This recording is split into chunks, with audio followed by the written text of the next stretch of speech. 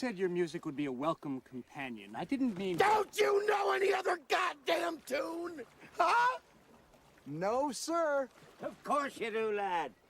Play 'em that haunting air you played me this morning.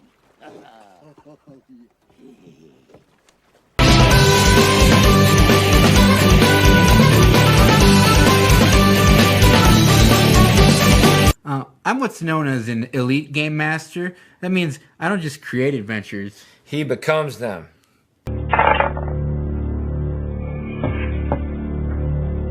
I've reached the deepest dungeon. I'm now Lord of the Little People.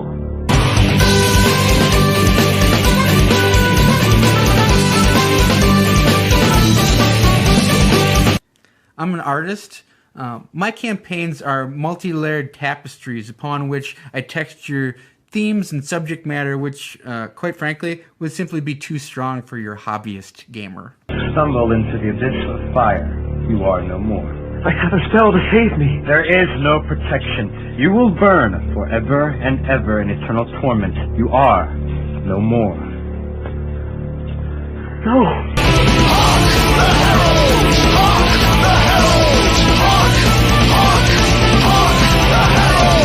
Go raise an army and bring them to me immediately. Lightning bolt! Lightning bolt! Lightning bolt! Lightning bolt! Lightning bolt! I understand that every time I have to kill one, it hurts. But if we don't kill nature, how will we build our houses?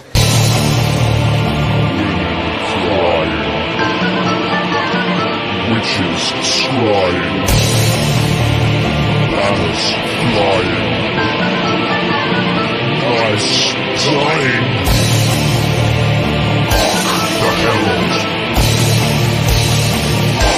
Hark the herald.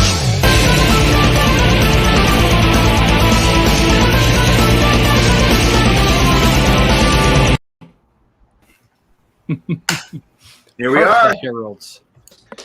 You know, one of those Hark the Herald guys looks like Alan Moore, comic book writer.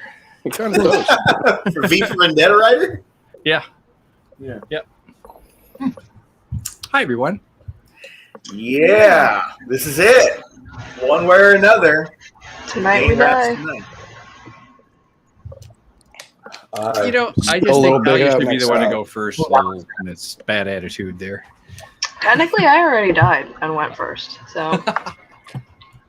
Worst is out of the bag. We did it. It's done. I brought you an apple. She was tracking her apple eating. I am. I still have it.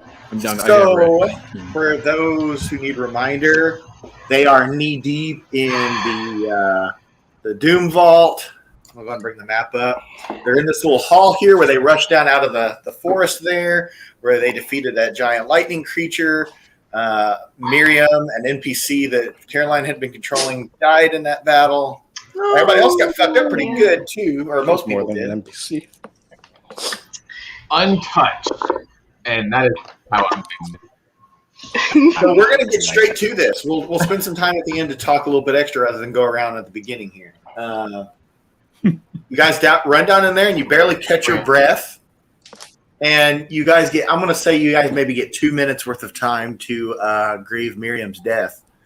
When all of a sudden, I need you guys all to do an initiative roll, and then there'll be another roll. But go ahead and give me initiative. Oh, come on. Now I get a 20. Okay. You want initiative. I got a dirty 20. I got not 20 on an attack. What did you get, Caroline? Dirty 20. Okay. I mean, I got in 17. Is that what you got? 17? Yes, sir. Okay. Does a crit fail matter on initiative? No. Then I got a 1? I got a 6. Yeah. All right. Got that out of the way. Get those out of the way. That is not an omen. 12. Okay. And I'm going to roll for the NPCs, which is all enemies at this point. The first time I've been first in initiative. 19. Oh, wow.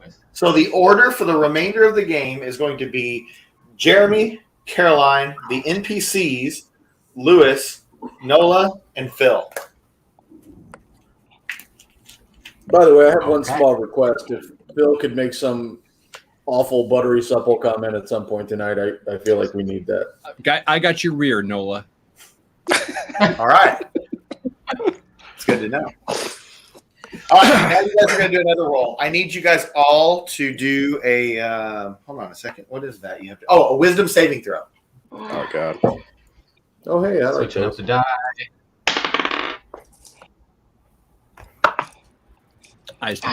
What saving throw? Wisdom. I got a 27. Jesus. I got 13 minus 10. 1. 12. 14. 8. Jeremy, what did you have? Jeremy, What was that? Oh, 10. what did you have? Okay, then I need Jeremy, Caroline, and Phil. The three of you, as you guys are resting there, see around that corner, you guys see this really bright light. All of you see it, but the three of you are compelled to walk toward it. You must walk all the way over to where the number 37 is and stand there. Don't walk toward Lewis and Nola Is are this free to being react. charmed perchance? No. Can I grab one of them? You can do what you feel necessary. I would try to tackle whichever one of them is closest to me if I see them walking off like zombies. They're not walking off like zombies. They're not like entranced. This is a thing called compelling light. Look at the pretty If you fail a wisdom saving throw, you're compelled to go walk and check it out. Nice. So pretty. Look at the shiny light. I'm going to walk a little ways behind them, going, do you guys know what you're doing? I have no Why are we idea. walking towards the light? Carol Ann, don't go towards the light, Carol Ann. It's super bright. Light. You guys see those little rainbow colors on the walls? Ooh, Yeah. on the wall. So you don't actually see that. You actually see a No. really bright white light. All right. Not the walls. So, Lewis, you were going to make an attempt to stop one of them. Did they already go too far? Pick one to stop. I Jeremy. can't feel my face when I'm with you. Yes, Jeremy has to do a strength save. Oh, Jesus. Wait, who's doing a strength save? Jeremy has to do a strength save. I know It he's has got to like a beat- 3 It strength. has to So. beat Lewis's straight strength. Yeah, which it won't. And the highest I've rolled on strength, but that's going to be a 9. 9? Oh, wait, save. Still 9. 9? 12.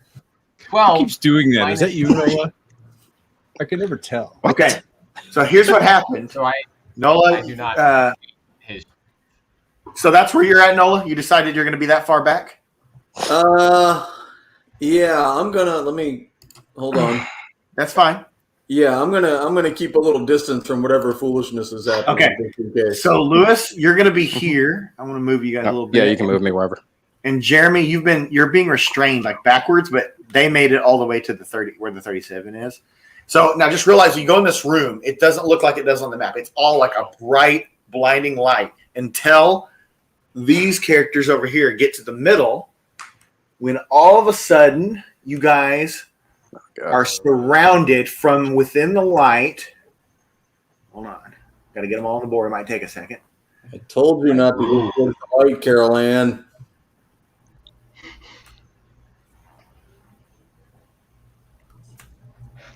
I don't like any of this. Oops. These are 6 Dread Warriors. I do not have a picture reference, but imagine a normal warrior, but you can see what killed them, basically. You can see arrows sticking out, some of them, axes, eyes hanging out, stuff like that. These are revived warriors. And they're coming out of the light, and they're going directly for the 3 that were lured by it. So, Great. That's awesome. So to start things off, Jeremy, you're being pulled by Lewis. Yeah, we're going to start right at the top of the order. It's your turn. Lewis was able to shake it off of you enough to see that, hey, these guys are coming out of the light. And you can. We're on the board is where they're at.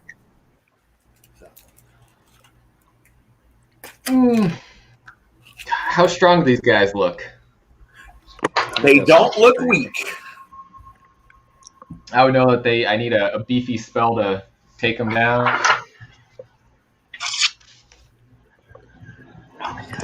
Try to. Can you like uncompel? What do I know about the Phil? light?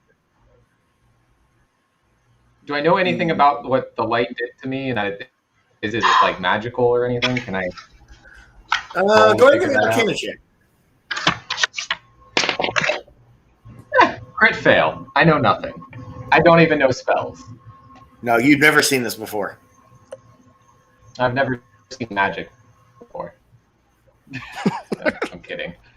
Do I see that water? That's pretty far away. And you don't really see anything outside of this room. It's all bright, blinding. You see the figures coming out of the light. Imagine the light as the equivalent of darkness. Okay, so it us to like kind of outside the area. Okay, that's fine. Then I will cast the lightning bolt at the two that are in that line ahead of me. Okay. So they must make what is it? Dexterity? Okay. Dexterity saving throws. All right. Let's see here. So that'd be the two that are kind of straight line. 5 and 8. Up. Smash That them. does not save them. They about to take 8d6 lightning damage. 3, 6, 8.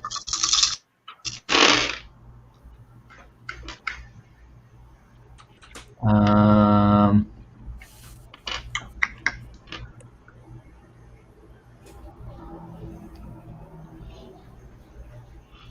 22 each. 22 each? Okay. All right. So now it's Caroline's turn, and Caroline, you start your turn with, hold on one second. I'm panicking. I don't like this. 14 necrotic damage. Jesus Christ. Alright. I have a question that we never really established. Okay. The lightning ring.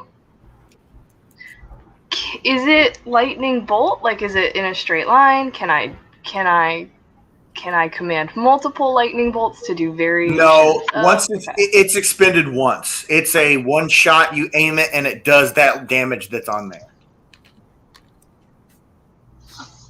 Okay. So you started your turn. You got hit. You're awake now. Well, not that you were asleep, but you just, you're in the middle of the room. You're aware of what's going on. You took a little bit of damage.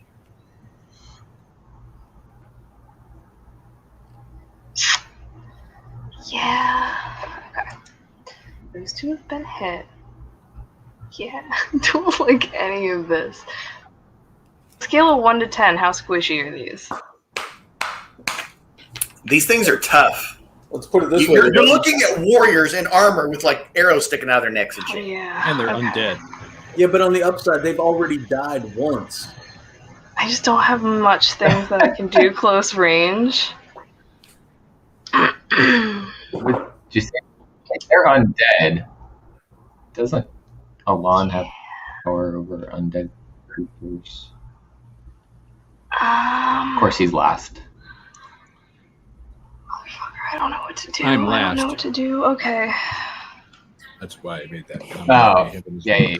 So I guess I'm gonna cast Magic Missile. Okay. At the one in front of me, I guess diagonal upwards to my right. Okay. I create 3 darts. Oh, I need another D4. Damn, I do need Miriam's dice. Can you zoom in more on the battlefield so I can see where everybody is? Because I don't know what the one she just described was. Okay. You said the one to the right of you. Yes, like closest to me. Yeah, that's important. I need to keep track of you. Okay. And it's just an auto hit. Okay. So that is 2 plus 4 is 6 plus 2 is 8 plus 1 to each is 3, so 11 damage total. Okay. And then I will disengage. All right. And that's the end of your turn? That's all I can do. I miss Miriam. All right, here we go. It's the NPC's turn. We're going to see how they're kind of on a circle formation? We're going in a clockwise formation. So the first one, I guess, is the first one that Jeremy hit. It's going to attack Jeremy. So it is going to swing a battle axe at him. Any way I can push him out of the way or something? No, no. Just asking. No. So it's a multi-attack. So it's 2 swings with a battle axe. 19 and 15. The 19 Do those hit? hits. The 15. The 19 one hits? I'm all. Yeah. Okay. And then you take 7 slashing damage. Okay. Okay. All right. All right. So that's the first one. All right. The second one, which is the one up there at the top, is going to run up on Phil. Okay. So we can actually, I'll move it a little bit closer to Phil. Let's run up there. And he's going to do the same. To me? Yes. So that's 12 and 12. I'm AC 17. Okay. So this thing's you're basically like jumping back while he's like swinging an axe around. Okay. Cool. All right. The other one is the one that Caroline was attacking in the corner. It's going to do the same. 23. Jesus. And 16. Okay, the 23 hits. Okay. 9 damage. I'll take it. Okay. So the other one that's down here is going to run up and attack Phil. He gets advantage because Phil's flanked. So I'm going to roll 4, take the best of the 2. 4. Nat 20. Well, 15 if you had bonus in. And 12. AC 17. So the nat 20 is the only one that hits? Yeah, but that's double. All right, and that's double damage on you. Yep. So what are you doing? My package got delivered. Okay. Yeah, hurry up and do it before he tries to run out. Okay, so 7 damage times 2 is 14. You take 14 slashing damage, Phil. Wow, that could have been a lot worse. Could have. So now we're going to go to this one down here, which is running toward Ulfgar. Oh my god. And he's going to do 2 attacks. 16. I thought that was going to be for me. And 19. My AC is 16. Okay, so they both hit you? I guess so. All right, so... Odd question. How tall are these things? They're humans. They're just warriors. Okay, cool. Yeah. I thought so, but I wasn't like... So. You take 14 slashing damage. But are you resilient to slashing? I'm not raging yet, so no. Okay, so 14 slashing damage. All right, and for the last one, because he was super cautious, that thing's also going to run up and try to help the one attacking Lewis. Because it doesn't know there's Camilla there yet. All right, 2 more on Lewis. Oh, you survived that one, 6.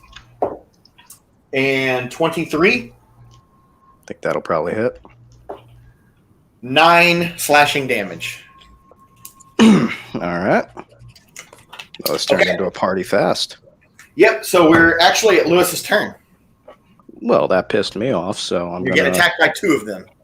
I am going to attack both of them, and I'm going to take a -5 penalty to do +10. Can I do that on all 3 of my attacks?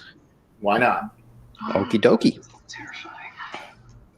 Then I will... Well, I'm going to... Will I know if I killed one and then be able to attack the other one, or I have to declare who I'm attacking first?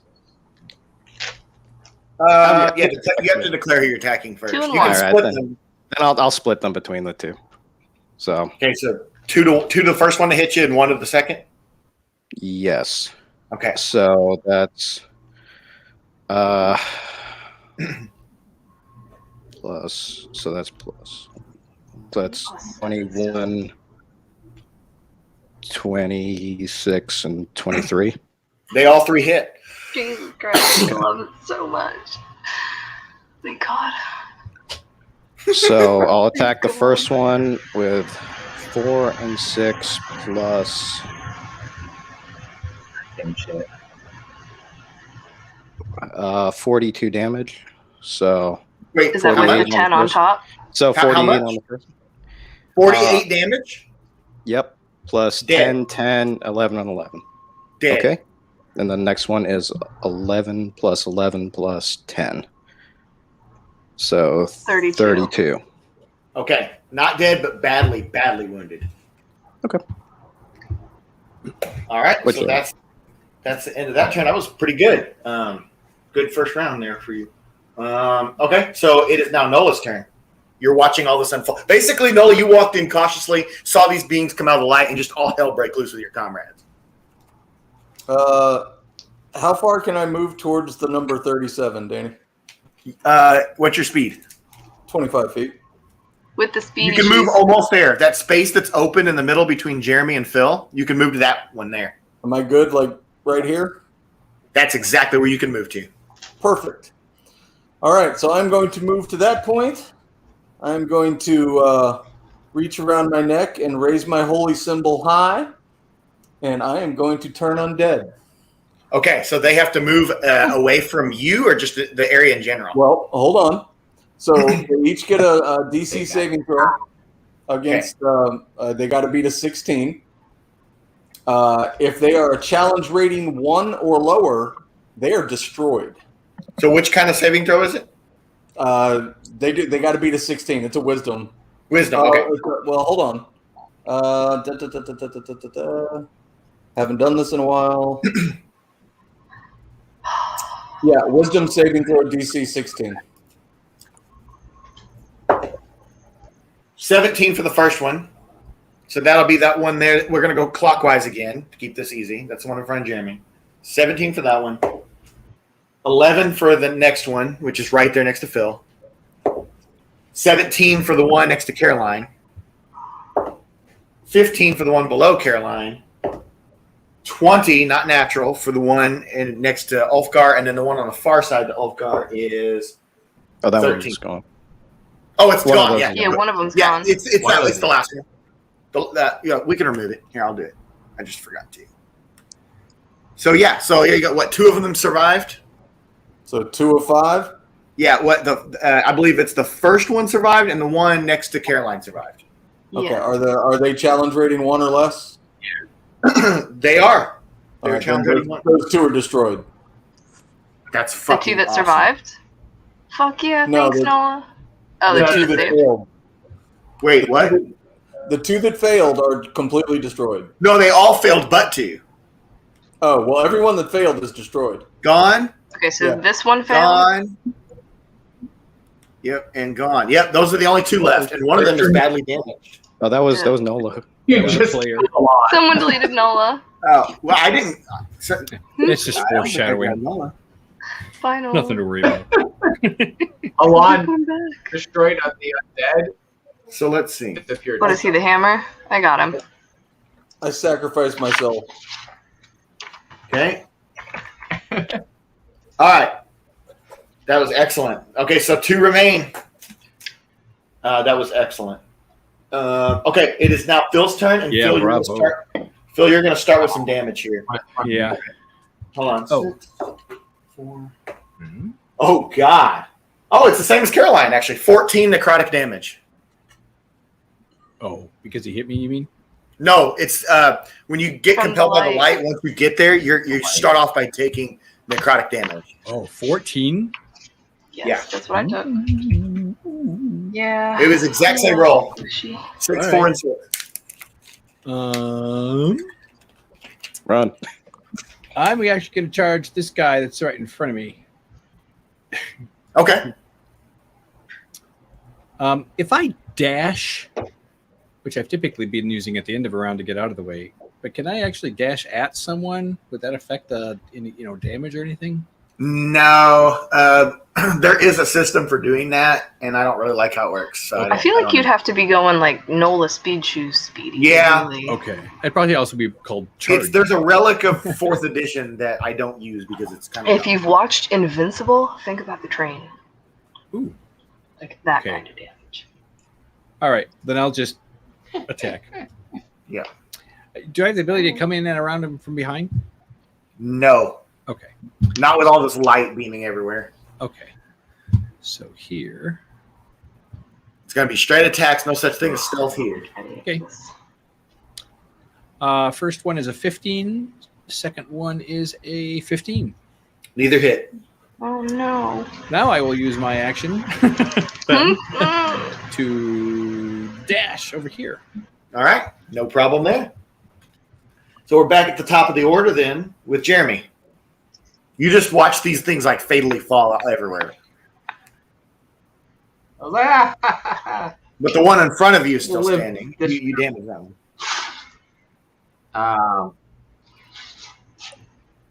Do I have to do an attack roll for lightning bolt? Not lightning bolt. Lightning bolt. Shocking Just grasp. move behind. Yeah, move behind me and Nola, I and do. last the one that's going to kill Phil. Wait a minute. I don't like the way Just you move did that. move behind us, and then last that one. Well, I got one right in front of me here. Yeah, but me and Nola are Why right there did to it kill not? that thing Okay. first. So I'm gonna step like to your side. Attack of And I'm opportunity. gonna cast firebolt at that one. Attack of opportunity because he was right there. He already swung on you Oops. once. So, Hold up. That's 18 not to how hit. Opportunity works. Yeah, you That's moved not away. how opportunity works. You moved away from him while he was engaged with you. As I'm looking at him, about to cast a spell at him. If you move away, if you move, it's attack of If opportunity. you not take a engaged step with me, back, it's not it's different than moving like a whole 10 feet away. Oh. I think. I've always played it as if you move while you're engaged with someone, they get an attack of opportunity. I've never seen it any other way. That sounds familiar too. I'm not engaged with him. He's several feet away from me. But he's been attacking you. Then He I'm not attacked gonna you. move. Yeah. I'm just. You already said I'm going to move over here. And I did not. I would have if I had known he was right on top of me attacking me. He I attacked would you last have time, not though. Done that, like Okay. yeah, but he also has Nice been box. told to run away by his friends are all dying. Okay. around Okay. I'll him. say that. I'll say that that's fair enough. I'll say that the what do you call it, Nola? Turn undead at least made the guy like step back. It didn't hurt him, but so you can do what you want to do. Because I those mean, two I would succeeded just their attack him saves, then. so they Run weren't away. compelled. Yeah, they succeeded their saves, but I mean, he didn't know that it did that. But yeah, if you're fighting somebody, I attack. Oh, I'm just attacking. Dirty 20. with what? What do you attack?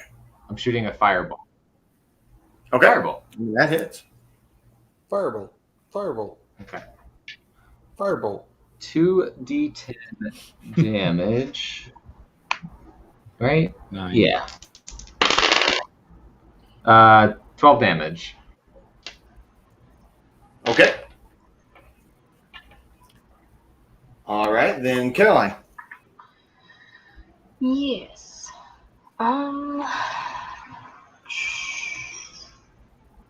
We're in really close combat, and I don't like this. Again, that will be an attack of My cat opportunity if you move. I know, and I'm You have not fought him face to face. built for Since I never close. get actually move my quarters. cat, can I move my cat real quick? Where's your cat? Well, It's gonna warrior 1d1 damage to it. What? You were breaking up. I couldn't hear what you said.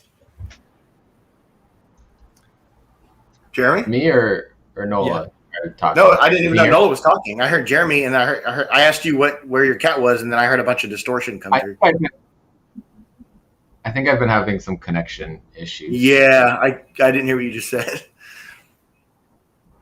Oh, I was asking because I do my turn and then we go on to the next person. I would never move my cat. Yeah, I asked you where I was your gonna cat have an was. attack. Oh, can it It's attack? with me all the time. Yeah, it can do 1d1 slashing damage. Okay, go for it. I'll do it per claw. Well, do I add anything to that? Hold on.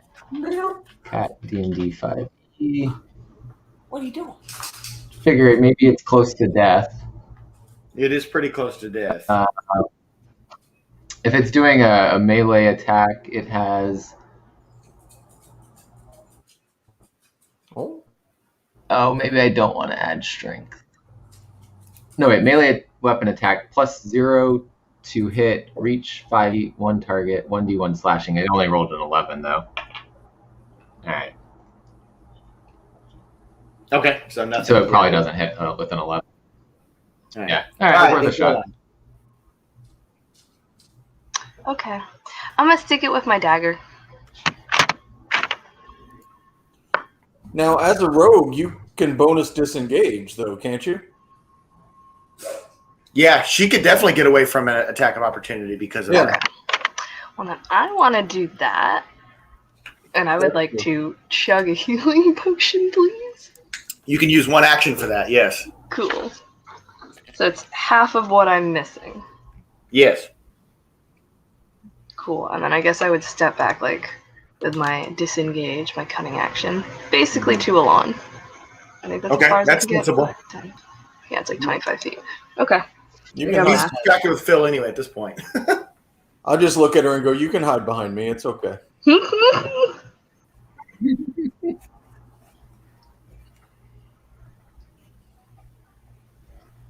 Okay. Is that all you do, Caroline? Yeah, that's all I can do. Okay. Just making sure. All right. Well, it's the NPC's turn. So the first one is going to run up to Jeremy and multi-attack. Okay, 8. And nat 20. Ooh. So... The pain. 14 after the doubling. 14 slashing damage. It's not terrible. I am finally below full health. Okay. And the other one is going to attack Phil. It's 8. I know that doesn't hit. And 12. 17 is my AC. You're good. So then it would be Lewis's turn. I would like to attack the one that's right on top of me, and then throw my axe at the one that's on Phil. You can absolutely do that. Okay. Then that is what I will do. Awesome. To the rest. The one that Jeremy just hit is really badly damaged. The one that's engaged with Phil is not. Okay. And I'm not doing the minus on this one, so I'll just do it straight up. So 21, 22, and 19. They all three hit. Okay. That's okay. So I'll do on the first one, I'll attack that one, and then I'll throw on the next one and fly over to it. Okay. So the one right in front of me is 17. 17 damage. He's gone. Okay, and the other one is 9. Is 29. He's not dead, but you banged him up really good. So here, I'll move these pieces. So that one's gone. And then I'll move you over there. You got right behind this dude here. So he's like, oh. Phil was basically distracting him while you just tore his ass up. Lovely imagery. Yeah. Okay. So then it's Nola's turn. There's just the one left. I will... well, since I'm being all cleric anyways, I'm just going to cast Sacred Flame at him. Okay. He's got to do a dex save. 19. Yeah, he got it. Wow. So that was your turn. These boys roll well. So Phil. Well, I will attempt to all deliver. we did was right. Is he facing Lewis? He's facing you, but he just got hit by Lewis twice. You saw Lewis like soar across the room. All right. So I can't do attack of opportunity, so I'll just do my normal to hit roll. But he's really weak. You could probably realize he's getting badly beaten. All right. Ugh. Crit fail on the first one. Crit fail? Yep. And a... sheet go. There it is. And a... Ooh, 24 with the other. Okay, let's do that other one, and I'll give you your punishment for the crit fail. All right. Please, sir, may I have another? Okay, then that would be 1 die 4 plus 5. Total of 8. 8? He's not dead. What weapon did you attack him with on the first try? This was a dagger. It is broken. Is it iron? No, it's silver. Damn it. I really need a piece of gave iron. it to me. Okay. Yep, it broke on his armor. I have 5, so I'll just take that off my inventory sheet. All right. I have. He just opens his coat and like pulls another one out. Like, ha ha! Like, It was bound to happen eventually. We could say that thing had been weakened all this time, and then finally this fucking graduated. That blade Okay. gave way. So then we're back to Jeremy. Oh, Phil. I'll disengage. Okay. All right, then Jeremy. Smart man. In case I roll. Actually, can I reach the creature? What's your speed? I got 35. 30. Oh yeah, 30. you can definitely get to it. Shocking. Right. And I'm going to cast That's looking awesome, bro. Grass. Cool. Lay your hands on me. That is going to be a 25. No. I think that Is is. that's the hit or damage? Yeah. That's the hit. Okay, I didn't know how shotgrass worked. He's so far fried. It's just like a freaking burnt. He's burnt out more than Miriam's body. No, that was to hit, not I damage. don't need to roll damage. Oh, I thought it was one of those that just did it anyway. Okay. No.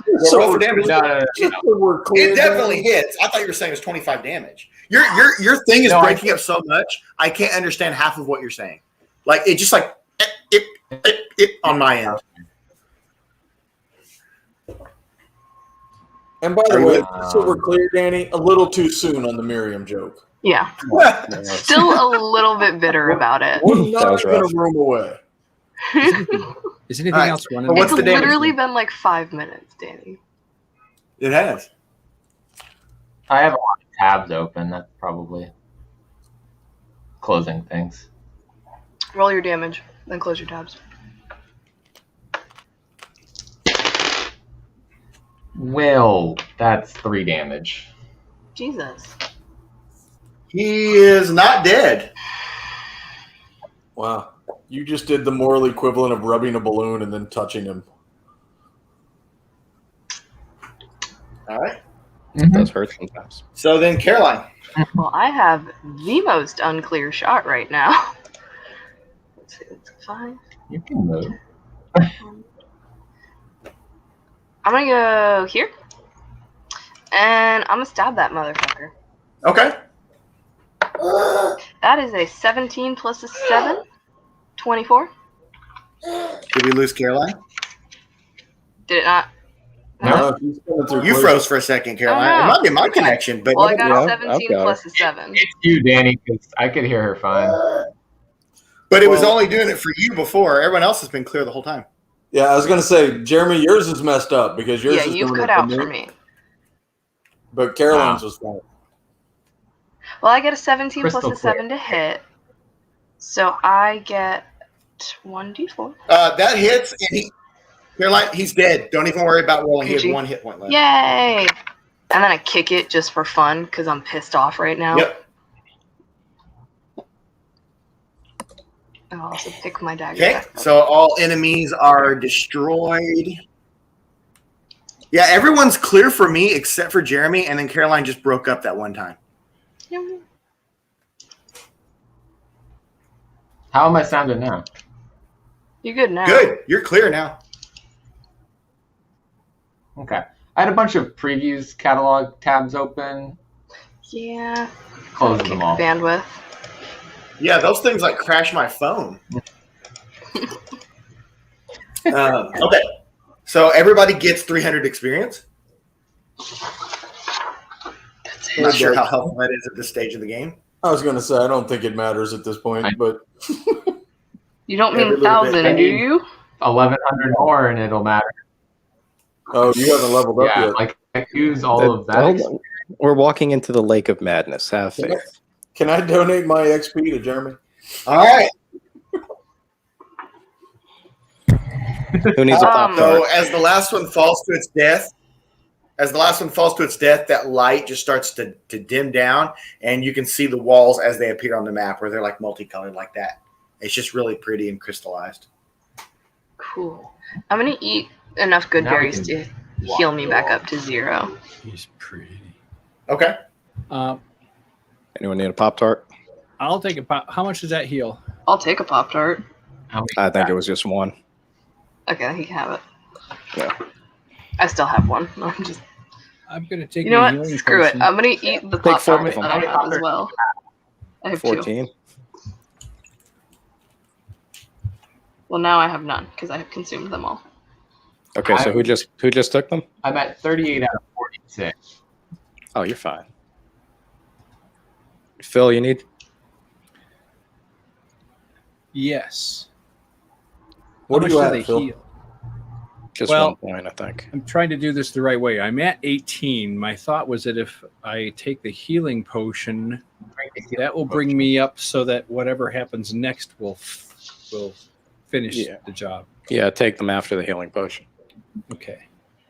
So the healing potion actually gives me 15, 17 back. I'm also gonna reload my bullets in my gun while we're doing this. And then what's the Pop-Tart do? I think it's just +1. Oh, I don't want to. Yeah. Well, that. Yeah, it's just +1. Yeah, that's okay. I got you, Phil. All right. What do you at, Ulfgar? That leaves me with 1 healing potion. I took left. 44 damage there. Well, plus the last You might one. want to hold on. You get 12 points Might of need healing, to- Phil. Thank you, sir. To be fair, I've got over 100 health, but Yeah, you're fine. Yeah. You should probably still up that bad boy. it's just a flesh Yeah. wound. Yeah, I've only lost. I took. What did I take? Like, I don't even know anymore. Like, 13 plus another 8, and I only lost 8. So, Did you not? How much do you need to level up? He needs a lot. 1,100. Oh. Yeah. The magic water gives Yeah. us half our spellcaster level back in spell slots, right? Depends So on how many times you've it- drank it. I haven't had it at all yet. I haven't had it at all yet. He That's said why that I'm a few thinking I'm gonna times. wait it. I'd be careful. A short I think it rest just stops being helpful after a certain point. There's a maximum short level of rest. efficiency. gives you. So you're level 8, right? Mm-hmm. So I would get 4. I haven't used 4 spell slots yet, so I don't want to use it yet. That Right. was where my So thinking you could was. get a level 4 spot back, or you could get a level 3 and a level 1, or you get 4 level 1s, etc. like that. They have to I add get a up level to 2 and 2 level 1s. Yep. Sounds like your plan. All right. I have 2 level 2 slots and 3 level 1 slots, but I have more spells Okay. than I can cast. Shall we into the madness?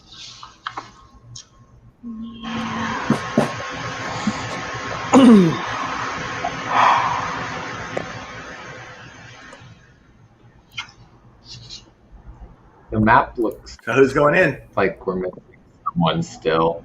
It does. There's only 5 of us on there. Didn't all get deleted? No. No one's in there. There is We only lost 5 of There us. are only Oh, 5 there of is. us. Yeah, that's right. Because We lost Miriam's Miriam. gone. Yeah. I feel so empty. Yeah. Oh, I am taking the hand, at least removing it like from its bag, and I'm gonna just like put it on my shoulder and be like, all right, do what you want, and it can like crawl off. It's just a still hand. It's exactly like it was when you found it in the jewelry shop. All right, well then I'm gonna leave the bag loose so it can crawl out if it needs to. What's that round thing in there? What round thing? Or can we see in the next Gotta room? go in. Okay, we have to go into. Shall I? No. I'll do my cantrip. I didn't know who's going in. I don't know if you can do your cantrip in here. Well, I'll try to do my. It's a cantrip tall thing. ceiling. Okay. I've been doing it. It won't take Not you bad 50 feeling. feet I up. didn't know if it but changed because we left the forest. Well, and we're that's now true. We inside. came in through this little tunnel here, didn't we? Okay. Yeah, we're indoors. It is still safe to cantrip up. We find out.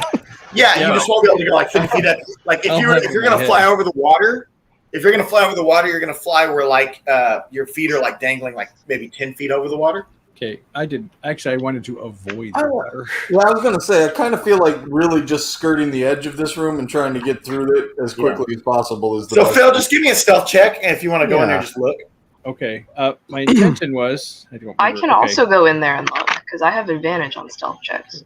My intention was actually to do this. Give me a stealth. Okay. I just want to move air up. Where's my? I got a bad feeling about this water. Ooh. Or there's gonna be nothing in it. 30. What is it, Phil? 30. 30. 19 plus 11. You can run around this room all you want. Go wherever you want. I'm Start going to doing put my perception pants checks. down and pee over here and see if I can spell my name, and then I'll come over here and Okay. I get okay, and then I'll come back here. Well, actually, I should say I'm perceptioning. Yeah, you could go there and thieves can't to Caroline what's going on. Yeah. All right. Well, am I in audible range? Just give me a perception check real quick, and we'll figure this out. Okay. Perception is. Because you went through without anything bothering you. Perception is 22. Okay, so as you went around that big pool, it's like a small lake. It's very small. Not small enough to be a pond, but it's deep. Okay. And those like blue things are like floating orbs of water, but there's nothing in them. And the circle over there is like where one should have been, but it isn't there anymore. Okay. And as far as you could tell, there's nothing in the water. I will put down here. Okay. And I'll say you could thieves can it over to Caroline if you wanted. Okay. I'm And going then- to suggest we go in, but that we have the wizard do some magical checking it out. Make sure there's nothing sneaky, trickery going on, magic-wise. Yeah, arcana check. Arcana check. Okay. I can Could sir do the magic, please? walk in with somebody else, maybe, so that I'm not like immediately grabbed. Sure, let's go. Would you like I mean, a take? do we want a stealth also? Maybe not. You can give me a stealth, yeah.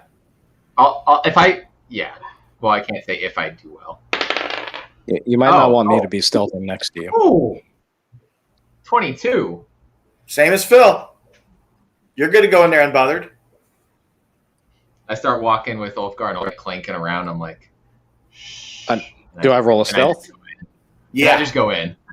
He doesn't clank. I clank. Yeah. Yeah, actually, I'm not. All of his most like stealthy. axes and weapons are I clanking. got 15 for stealth, so you probably want to go in without me. No, it doesn't work that way. You don't get to roll. Yeah. No, you're right. Yeah, you're just going, and then stealth is what you. That's the level of stealth you achieve. You don't get to go. Oh, I don't like my stealth, so I'm not. Understood. Yeah. Yep. That's relatively. We're just going right in the front area. I will here, and slowly go behind them. I'm gonna like stare at the thing over here and like arcana check the area. Okay, well, what do I have? I skipped die and I rolled another 19, so arcana check comes to 27. Okay, you're well aware what this room is. Like you don't know what the exact purpose of this room is, but you know that this is like ancient water crafting magic. It's just sort of going on autopilot from a long time ago. Let's go. Let's get out of here as soon as I possible. Do we need to keep think there's a stealthing? source Did we know? crafting. I think it is ancient. Yeah. Let's keep all arms and hands inside the vehicle and continue onward. Yeah. On we go. I'm gonna join Phil, Dean over here. Am I attached to them? Yeah, you can go Yeah, over we're all there. going. Caroline and someone Nola. move me? Caroline and Nola need to do their stealth check. I got y'all. Oh, Oh, thanks. is that a 20? Yeah. 17 plus 10 is my best, so 27. You're welcome to go straight over there. Shoes. Red Rover. I'm going to perform what I've been doing since I don't do stealth. I'm going to do the invisibility cloak and run with the boots as fast as I can. 9. Okay. Go ahead and roll stealth, though, just because you will make noise. So. Let's continue out of this. Guys, don't fail. It's 15. Okay. You get to the other side. Nothing bothering you. I gotcha. As you guys are starting to leave the room, you just see a bunch of bubbling in the water, but nothing threatening. Let's go before the water wakes up. Get the sand out of there. Okay. Dean, do your thing into the next area. Yeah, I guess I'll stop here Do we in need to perception. refill to the next one? I want to stop here in perception. Go ahead and roll perception.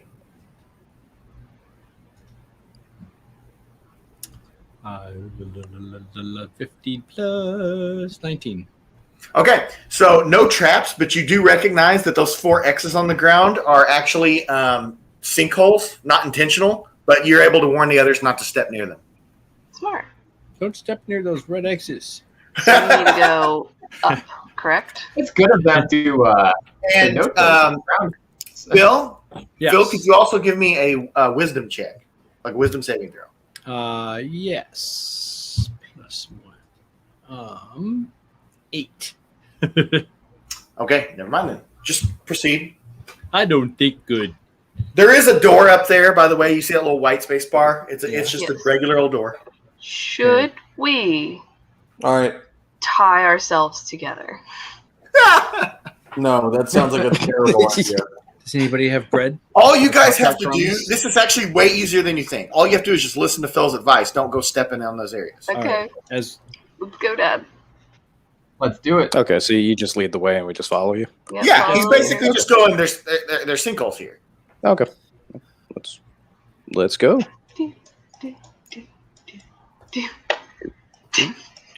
doo-doo. And we're Look out for the doo-doo. walking. Hooray! A lot Do of we you know following that us. an entry point here? I mean, I guess we That was Phil's wisdom throw was to see if he would remember that. That is an entry point, yes. I just know it's north. Are there any guards over here? Well, it's a red barrier. You wouldn't see them. And can I perception this thing on the floor? That's what your wisdom throw was? Oh. Oh, okay. So we would know once we got there what it is. Yeah. All right, guys. You know that if the barrier drops, that's a way out of the Doomvault. We're going into the Hall of Necromancy, right? That's what that is? I think so. No. Well, it's the area, I think. I mean, what are you guys going to do about the door? That's Perception the door. Perception. Yeah. Okay, go ahead. Whatever. Traps, you know. Yeah, go ahead. Okay. The gate. Is it open? Actually, what am I rolling? What is that? Perception, yeah. It is Do a perception. perception. All right, then it would be 13. Oh, yeah, Jeremy's right. It's investigate. If you're trying to just I'll examine keep the same roll. I'll just change the. Oh, I get a better modifier though. That's good. 15. Okay. Yeah, you just walked up, you tried the doorknob, and it opens. Okay. Can I do the same to the floor and walls? That would be a perception. Okay. You might want me doing that. Yeah. I roll a 15, and I'll say, "What do you think, Alon?" Is Well, it I 15 don't good know. enough to know? Let me come up here and take a look. And he See what I automatically see. gets an 18. And let's see, good old perception. 24. Yeah, it just seems like a regular old corridor that goes from that door to another that looks like it'd be just as easy to open. I turn to the wizard and I say, "Send the cat." Okay, the cat walks across the room. Or To the corridor. Yeah, Other it just door. goes up there and it's like, I can't open fucking doors. And it scratches at the door like, let me in. All right. I would like to note that there's no danger sense for Lewis. Okay. We'll go. Who wants to open the door? I do. Okay. Let's do It's it. on you, buddy. Well, let me get up the next map for you guys. And away Do we- we go. Do you want to gear up? Whatever. Let's do it. I would like to take that invisibility potion from the wizard, though. How many potions do we all have left? I have I'll one healing hand- potion. I have one. I'll hand the invisibility potion to Talia before we go into the next area.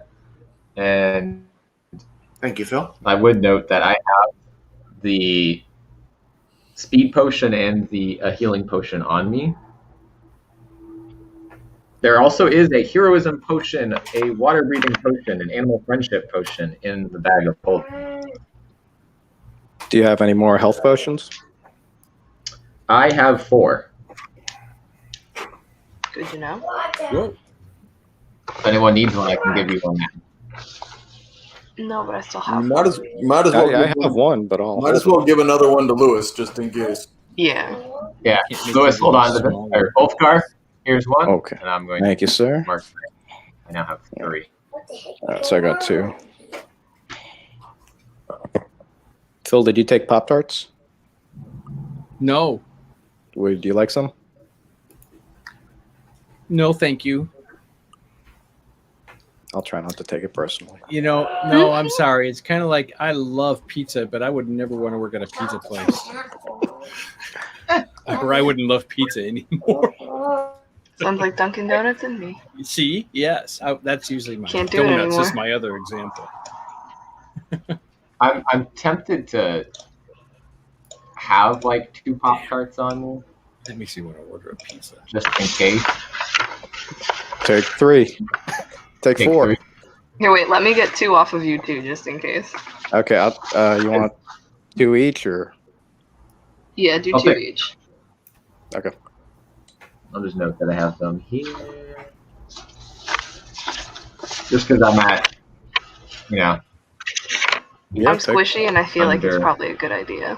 I've got 10 of them left. or if I so- Who are we missing? die and Ulfgar, I don't know what his icon I is. save, and I can eat the Pop-Tarts and like Oh, the have fist. something. I got him. Okay, Thank you. Fist. of course. That's okay.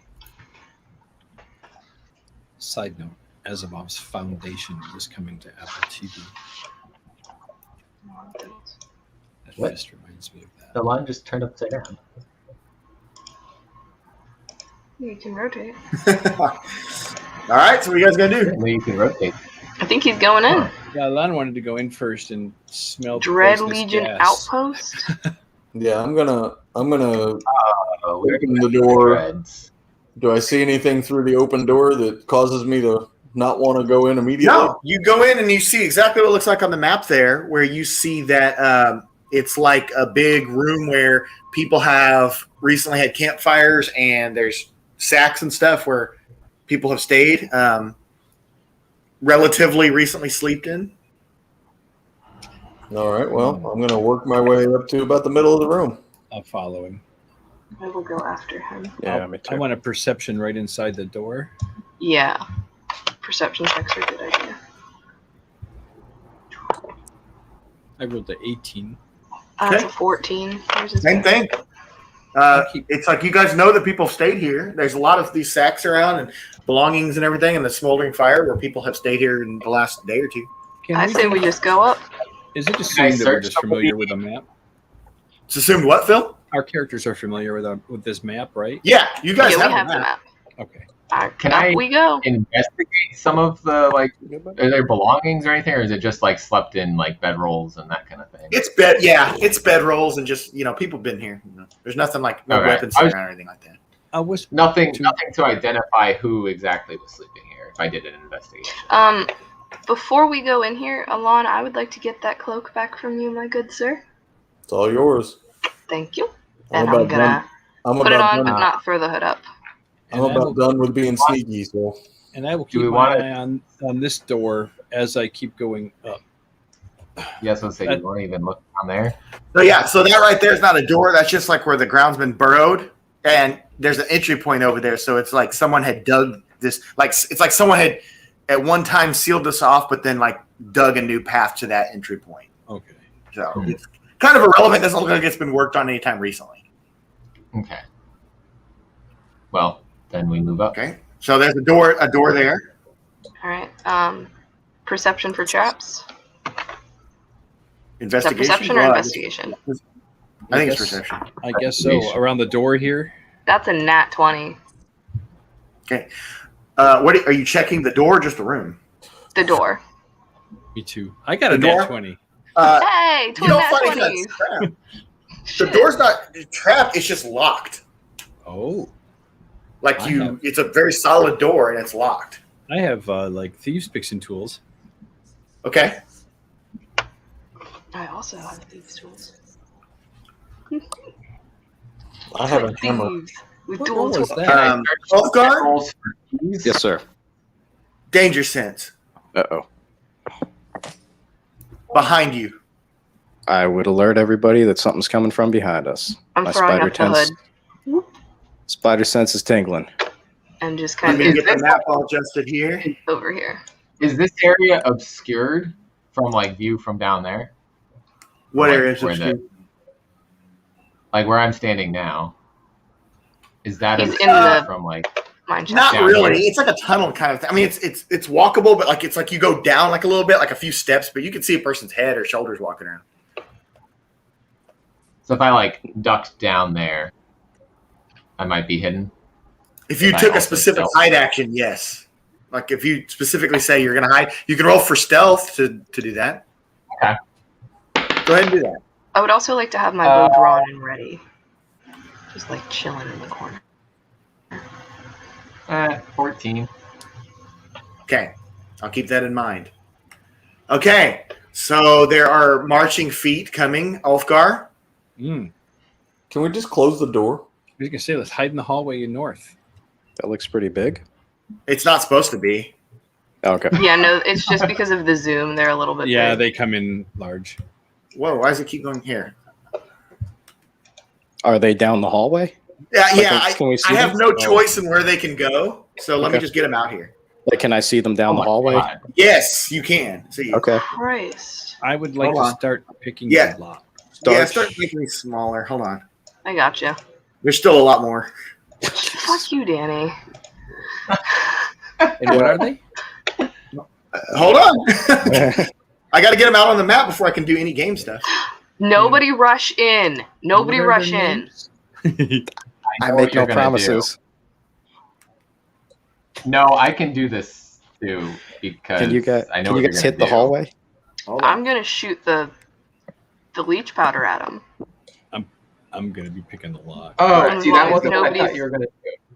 And as long as nobody's within 15 feet of there, we're Gucci. Oh, I could was that? totally, One of them's got a bag of gold. Just blast lightning down that totally, you're hallway. right, shoot him with a lightning bolt. Yeah, All you right. guys just pick them off in the hallway. I did just reload. So, Lewis, here's what you see. You see a whole bunch of Dread Warriors. Let's see, 1, 2, 3, 4, 5, 6, 7, 8 of them, and a cloaked figure that looks similar to the other members of the Order of Basil that you've seen. And 2 of the Dread Warriors are pulling small carts with a bunch of bodies in the carts. I would be relaying that to my friends. Are they I in need the to hallway? kill Are they within players. range or Yeah, like I they're down can't the fit hallway? them because Hold the on. way this thing is mapped, but they're in the hallway, we'll say by 2s. Okay, I just mean like they're not in the room yet, so they can shoot in the hallway before I go. They're getting close. They're in that actual hall. They're not in the other room. So. Okay, then I would tell my friends to shoot down the hallway before I Okay. do something stupid. So I would like to shoot How the many leech guys would powder you like? into the hallway. Just lightning bolt down the hallway. Oh, I'm gonna shoot the leech powder first. Have it disperse Right. into the hallway. oh. We're going to keep this orderly. So we're going to go by the initiative roll. So it'd be Jeremy, you make the first decision, what you're going to do. You guys all have the information from Lewis, so it's no surprise. but I am. But I can't get these pieces in right order, so they're just going to have to deal with the fact that they're by twos. But we're going to make them. I am going to cast. Oh wait! No! You're moving them, and I'm trying to get them in Put them in the hallway. So don't move them. How big is that hallway? Right, it's 10 foot across. Why isn't this moving? It's just lagging out. Yeah, just give it a second. That's as best I can get it. That's fine. Yeah, you're good. If I shoot it straight down the middle of that hallway, that's going to hit all of them, right? If I shot a lightning bolt. Yeah. I don't care who else they're carrying. There's just a bunch of dead bodies on carts. They're going to that necromancy hall. They're little hand carts that you pull. Oh, shit. Yeah, they're going to go fucking resurrect them. Okay. Yeah, lightning we gotta kill bolt them. at a level 4. Gucci. All right. Which will they all need to make pretty saving throws. Need to make what saving throws? Dexterity. Dexterity. Okay. Well, that's easy for the Dread Warriors because they're 0. So let's see. Okay. So 15. No. 12. No. Nat 20. Oh. Okay. 11. 16. It matches, so that saves, right? Saves. Yeah. My spell save DC is 16. Okay. 19. Yeah. 15. No. 8. And 9. And then for the cloaked guy. So 3 dreads saved. Okay. But whoops. That doesn't mean they get out. He is 17.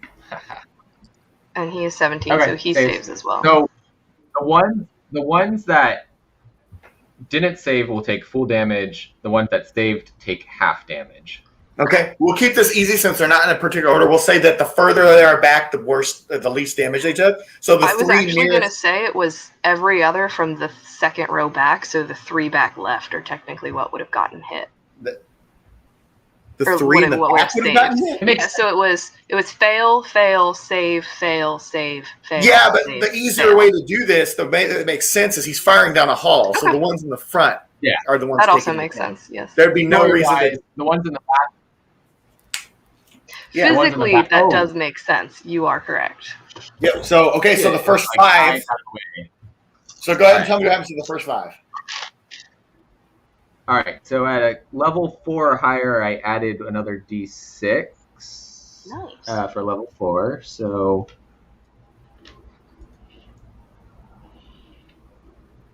Um.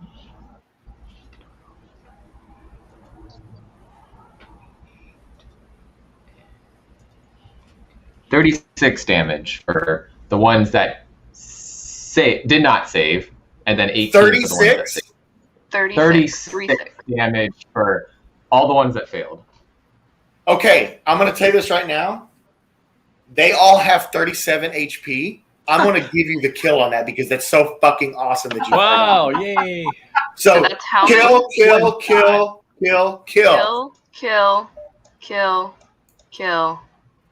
Here you go. They're all dead. I'm going to delete them now. Yeah, thank you. You can delete those. I'm going to position these better. Teamwork. 18 on everybody else. Ah. Come back here. So 18 damage on the other ones? Yes. Okay, let me get that down. Look at you, wizard. The old Dread Warriors have gotten AoE'd to death today. These things are not. I mean, they're challenge rating 1s, but they fuck you up if you get in front of them. Obviously, you guys got hurt pretty bad by them.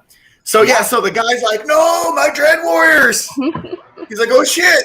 Like that, and then he commands the other ones that are pulling the carts to drop the fucking carts and go. So it's going to be Caroline's turn. So I'm going to pull out the secondary arrow with the leech powder. Okay. And I'm going to aim it at the dude in the robe, but if it explodes, obviously it hits all of them. Alright, so that is 8 plus 7. What is math? 15? Does that hit? It hits him, yes. Gucci. So that hits him. It explodes, so now the leech powder is out. Immediately, they all have half strength, half dexterity. And he takes a d6. That is 4 plus 4 damage is 8 total. And the hood is off. Okay. I'm going to yell at Ulfgar, do not rush in there, you will die. Do not breathe that air. So what about the Dread Warriors? If they're within 15 feet of him, they are also hit by it. So they are half strength, half dexterity first round. Do you have to breathe it in? It doesn't technically say. It says it's leech powder, so it leaches it from the skin. Okay. Yeah, contact. Okay. Well, I can get up the. Hold on. So if the Dread Warriors move leech away dust, from that area, is magical dust that has the ability to absorb blood, leaching it out of victims' flesh lanes, even bone marrow. When you throw it, it explodes into a cloud-like effect, but it immediately weakens your enemies, worsening round by round. First, half strength and dexterity. Then they become unable to take any actions other than moving. Then they are paralyzed. Then they die. So Okay. for at their turn, essentially, they have half strength, half dex, or if they have to do a saving throw, have the added. And then when it's their turn again, they can only move, then again paralyzed, then again die. So half speed they can move. Yes. Okay. All right. So it's actually their turn right now since you did that. Mm-hmm. Okay. So these guys obviously are going to try to go to Ulfgar, but they're not going to make it all the way because their speed's in half. So I'm going to have them like they mad dashed here because we'll just do their turn all at once because they're not going to get to attack him. So it's like Ulfgar just sees those three like running at him, right? And this dude is just like, getting the fucking powder off of him. So he's going to be pretty inert that turn. So excellent tactic. Then it's Lewis's turn. Lewis, you see these 3 Dread Warriors running toward you. You are now safe to throw things at them. They have gone 15 feet away. Oh, sorry. Can I attack the cloaked guy, or are they in the way? Don't go to him if you go towards him within 15 feet of the radius of him, so essentially where that door is, 15 feet outwards, you are in the cloud of the powder, you will take that effect. You can hit them, not him, if you're going to fly. Would I be concerned about throwing my axe into it and pulling dust back off of him? Danny? Wait, throw the axe and pull the dust? No, I wouldn't. That ain't good. If you throw the axe comes back to you now. Yeah. I can either fly towards it or I can pull it back instead. That's a DM But question. I usually fly into it because that's another attack. Then I would throw my axe at him and then pull it back. Okay. Go I for it. support this decision. I'm guessing that would count as my 2 attacks because I'm throwing it and then bringing it back, right? Sure. Yeah. I'd say that'd be a fair way to. Yeah, I figured the other one is like I fly into it and kick it into them again. Yep. All right, so that's a nat 20. Double damage on him. Okay. So that's 36. 36 damage? Yeah. He's so far dead. Sorry, not 36. I forgot. It was only one attack, so 26. Sorry. He's still dead. Okay, cool. Not as badly, but he's still dead. Okay, what about these 3 fuckers running toward you? Can I do anything else, or I'll just stand there and spit on them? Okay. No, unless I can move backwards after that. I'm just gonna say that they're running toward you, and you decided to chuck the axe at the guy, and it just like kind of went past them like a football. Yeah. Okay, well then it is Nola's turn.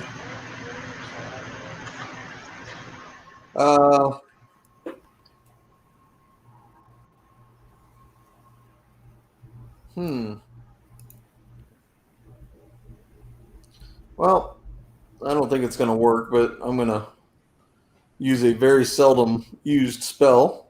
Okay.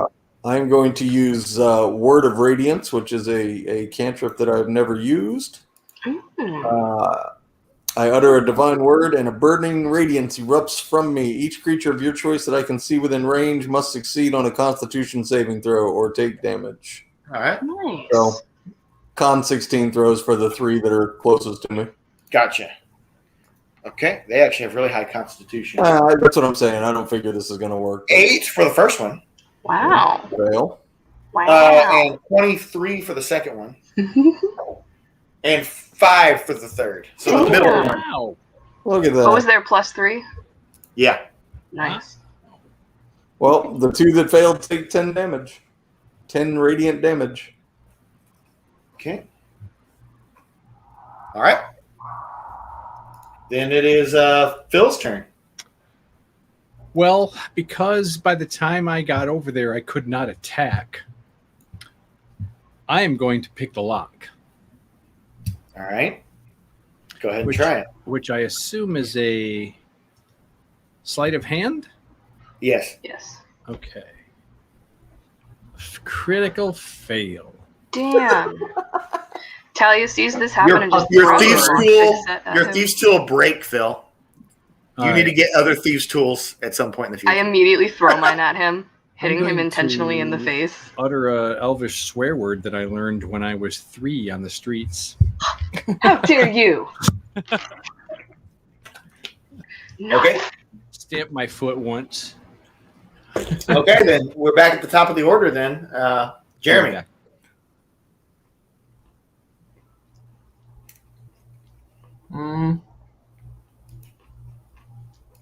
Cult guy is dead, right? Yeah, What? so I'll delete. Well, I don't want to delete him because I think he might have a key. Wait. Yeah, he's dead. He's dead. But don't delete him because I Alright. want to pilfer his body. Oh. Well, it's still there. Okay. I'll shoot a firebolt at the one closest to me, I guess. Okay.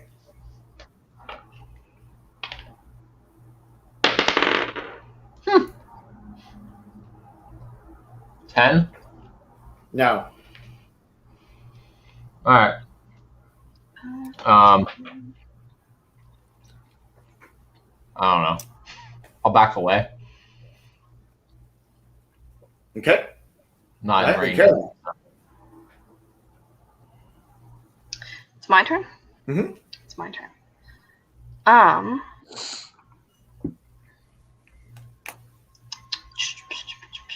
Not one of them has been hit, 2 of them have been hit. They're all hurt, but the one in the middle seems like he's still doing all right. How close is Ulfgar to them? About 15 feet. Not 15 feet? That's the Right- words right I about like to hear. Oh, right about? So if I hit, Yeah. if I shot something that caused a 15-foot radius of damage, would he be in that radius of damage? No. Okay, so I'm going to pull out my gun, and I'm going to shoot Thunder Wave bullet at homie in the middle. You're just fucking Yes. I'm just fucking around at this point. Well, that is a 19 plus 4, 23 to hit. Yeah. So the bullet hits, so it does explode, so they have to do Constitution saving throw. Okay. It has to be a 16 or higher. First one was a 16. Okay, so he saves. 7 for the next. He fails. 9 for the next. And 9. So 2 of them fail. 2 fail. On a save, he takes half as much damage and isn't pushed. On a fail, they take... Hold on. They take 4d8 on a fail. Okay. That's 1... Oh, I only have 3 of these. So that is 6 plus 8, 8, 9, 10, 11, 12, 13, 14, 15, 16, 17 damage. They both take And 17? then, well, I have to do one more. They're dead 17, if that's 18, 19, 20, 21 on the failed. They're dead. So 10 on the save. They're all dead. Okay, well, I did So the thing. you guys handled this exceptionally well. You guys didn't even take any damage, and this was like the biggest trap in the freaking dungeon. Wow. Well, no, that's not true. It's not the biggest trap in the dungeon. It's the biggest trap that you guys have faced and could possibly. Talia is casting dancing lights and fireworks like, fuck yeah, look at us. Caroline's arrows are awesome. Which, of course, attracts the attention of the people in the room to the north who come in and kill us. I lost my dice. Oh no. Oh, and I chucked my my thieves' tools at Bean, and I'm like, you want to try again? Okay. I'll try again. Please don't break Go these. ahead. They were my Sleight of mother's. hand. They were my mother's. They used to. They're the only thing I have left of her. Miriam has some if we. So, just to be clear, the orphan's mother. Kidding. Performance check. That's a 15. Phil, are you gonna sleight of hand? 22. 22? You can't figure out what the hell's going on because you did everything perfectly. So give me a wisdom save. Ooh. Which would be Oh. 6. You can't figure out what the hell's going on. Can I do a wisdom roll? Yeah, 'cause I would imagine you'd be looking at it too, since you guys are lucky. You guys are lock experts. How long does 13 minus a the 1. how long does the leech powder stay You in the know air? what? No, I will say, Danny, you get to pick What? Get to pick what? how long the leech powder lasts in the air. Yeah, like 15 minutes, I'd say, in the air. Oh, so we wouldn't want to go near it yet. No. But I had an idea. I wanted to You use can my do mage it. hand to search the body for a key of some You're going to sort. send the hand over there? Yeah, the mage hand. No, my mage hand. Oh, okay. You can do the mage hand, yeah. And invest. Oh, that's a good idea. Yeah, investigate. That is a 16 plus 9, 25. What is that now? That's the mage hand checking the guy out? Yeah, to see if there's like a key on the body or Yeah, something you like find that. a glyph key that matches an emblem and door. And then I just across the room. And I plop it right in front of Bean. And then Found the main something. hand and the other hand, high five. Yes. And the hand, like I said, the bag is open. She is free to roam if she requires. I have told her that your fate is not stuck upon mine. If you want to survive, go ahead. All right. Glyph key. Yep, I Opens gave the it door. to Bean. I'm going to run to the bathroom real quick because you guys are in the thick of the shit. Oh. I will reach into my I am backpack also going to run to the bathroom then. for more toilet paper. We'll be right back after these brief messages. Thieves' picks and toilet paper. Sounds like a cake song. Thieves, picks, and toilet paper. You're never there. Right?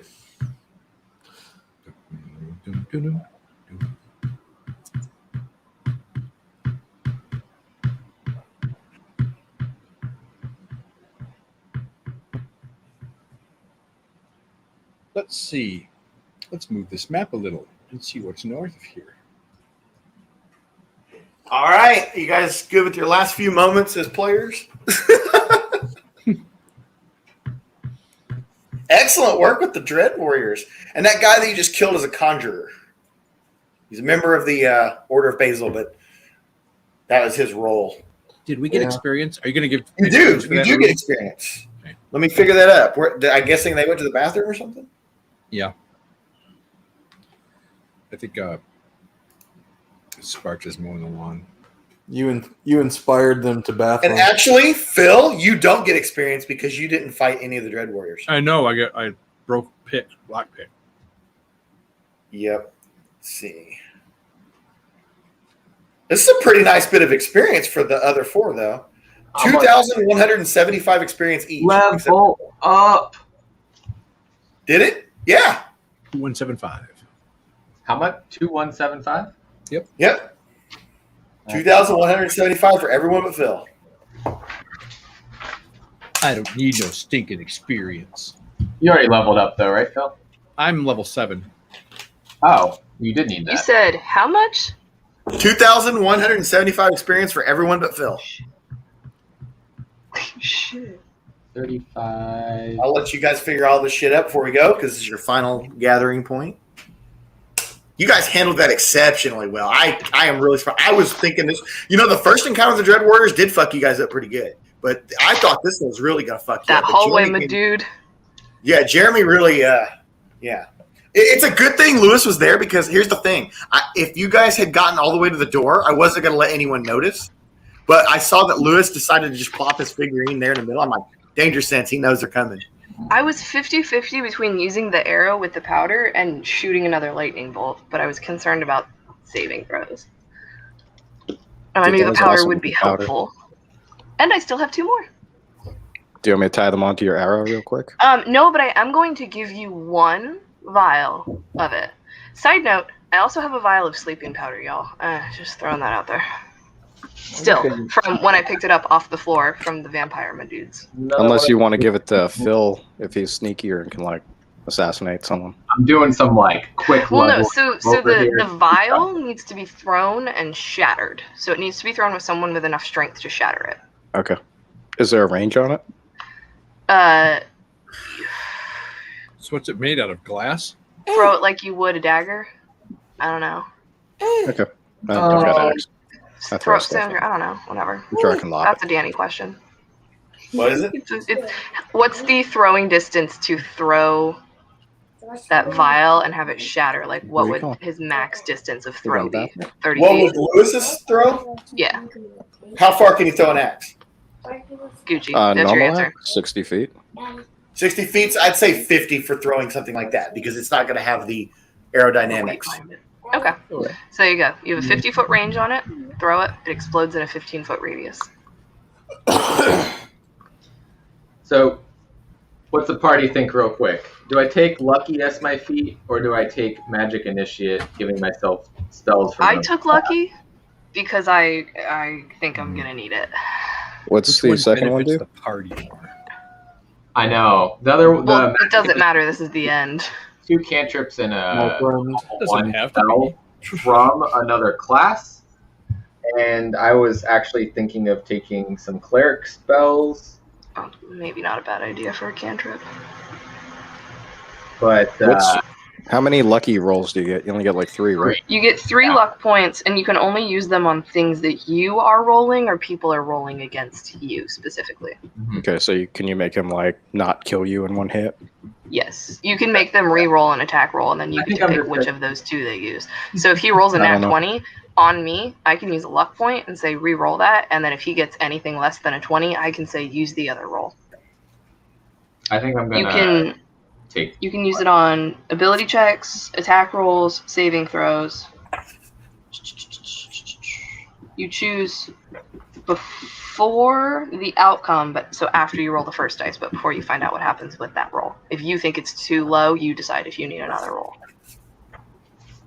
I think I gotta take Lucky. Yeah. Like, Given where don't I'm feeling unlucky at the moment, and so Wolfrine's like, I need a stroke of luck here going into this next chamber, and that's why. And again, had I not rolled high enough to hit, it's kind of like inspiration points. You just get extra inspiration points. Oh. But it's a little bit different because you can use them on people attacking you, Mm-hmm. which is the intention. Just make sure you add your health. Oh yeah, I added that. Yeah, that was. Yeah, but you have to finish a long rest. Oh, you mean for leveling up? Yeah. I'm not gonna lie, I'm enjoying the Shirley Temple. It's good, right? Yeah. I was a fan. Well, if you want to give us 10,000 points, I can level up again. If everybody's ready, you can make your decisions on what you want to do. So what room are we going into? What is Almost this? not even thinking I want to add more spells. You're in the hallway to go to 32. Would I be Master's so? Is Gun. drinking a potion a whole turn? It's a action. So But we're not I in combat could I right now, attack so I would once do and it. then drink a potion, or You guys can do all this shit right now if you want. Yeah, in No. battle, if you throw an axe, you can drink a potion for the next. Okay. action. All right, cool. Retrieving anything from like your bag is like an action.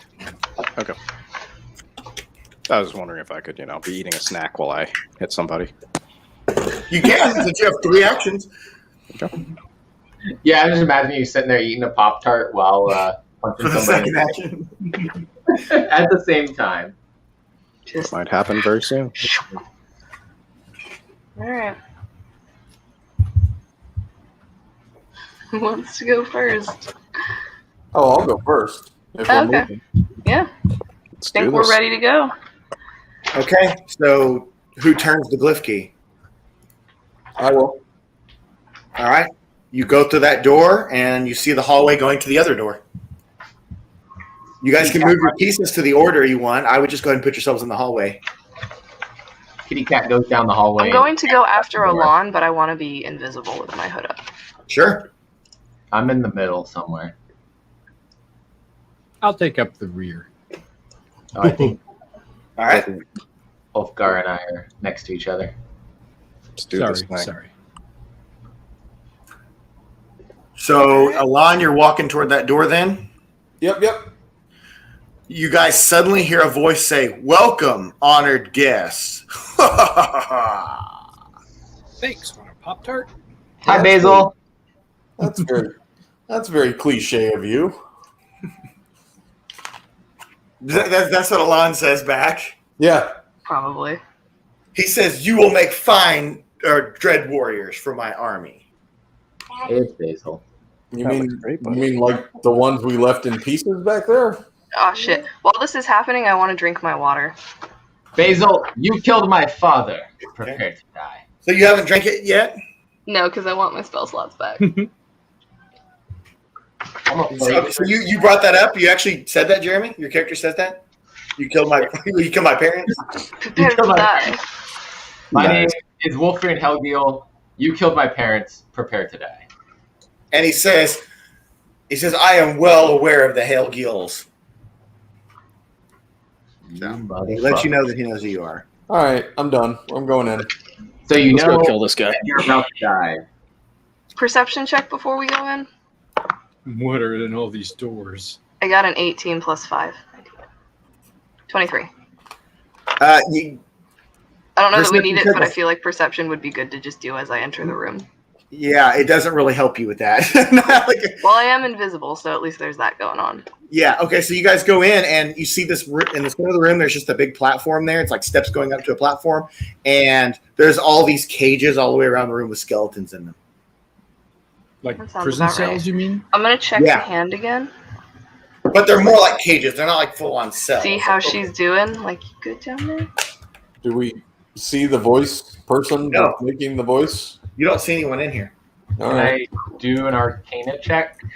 That's kind of on the like going cell up this way. area. Is that blood or is that glowing in the middle? I have no idea. It's irrelevant. Okay. It's probably blood, because dungeon. So I'm gonna Arcana check the area, see if I can see anything kind of like, see if anything seems to be affecting these skeletons. Maybe it's Okay, glowing go ahead. blood. Are the skeletons in cages? Like, Yeah, they're all inside cages. The are they cages moving? That is a 26. There's no magic coming from off the skeletons or anything like that. They're not like getting ready to animate or anything. Okay. Ulfgar, is that where you're standing? Yeah. What the hell? All right. Danger sense just flew off the handle and this appeared behind you. Ah. And Like he just startled you. And he literally says, "Boo!" It's a red tiefling with black cloak. He pulls out a black pearl and he crushes it. And I need everyone to make a Constitution saving throw. That's no problem. 16. 19. Alright, well, that's a 6, so I'm using an inspiration point, and I'm re-rolling that. I got a 20. Okay. And that's a 19. That's much better. 10. That doesn't sound very good. Use your lucky. I'm gonna use my luck. I still Not have one inspiration point. So. And that is a holy shit, so much better. 20 dirty. Okay. So Phil's the only one with less than 17. Oh. Right? Yeah. Okay. Nola, do you have the dice calculator up? I can do what you need. I need you to give me 8d6. 8d6. 1, 2, 3, 4, 5, 6, 7. Question. 8. Oh. While okay. he's doing this, This is like a. can I pull something out of my bag? What? I would like to pull my ice rod out of my bag. Sure. And That's, 27. my Well, you magic. can't. No, you can't cast. You can't cast. You guys are getting ready to go into.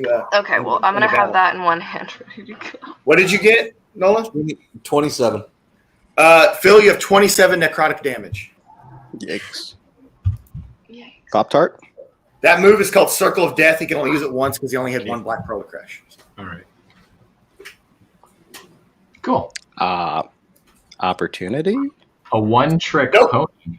You got startled. Yeah, we're in the order now. It starts with Jeremy and then goes to Caroline. You know what I'm gonna do? Where is Phil? Because on the map, he's still in the hallway. Well, actually, That makes sense, right? Yeah. Well, he needs to be somewhere. I thought he was already. Yeah, you in the need room. to be somewhere in the room. Yeah, to do put it. yourself somewhere in the room, just not near Ulfgar. Pick a spot, any spot. Maybe the far Put yourself. corner. Yeah. Shit, I was just looking at that spell. Hold on. I just added something that I might be using. And Phil, could you zoom in maybe a little bit more so we can see this map clearly? Yeah, center over. Big boss battle. There you go. I forgot he was a tiefling for a minute. I'm not Yeah, gonna he's lie. red. Yep. I'm about to go fucking. Well, if he doesn't kill me. Right, how? You're invisible, right, Caroline? Yes, I am. Okay. Does that mean I get advantage?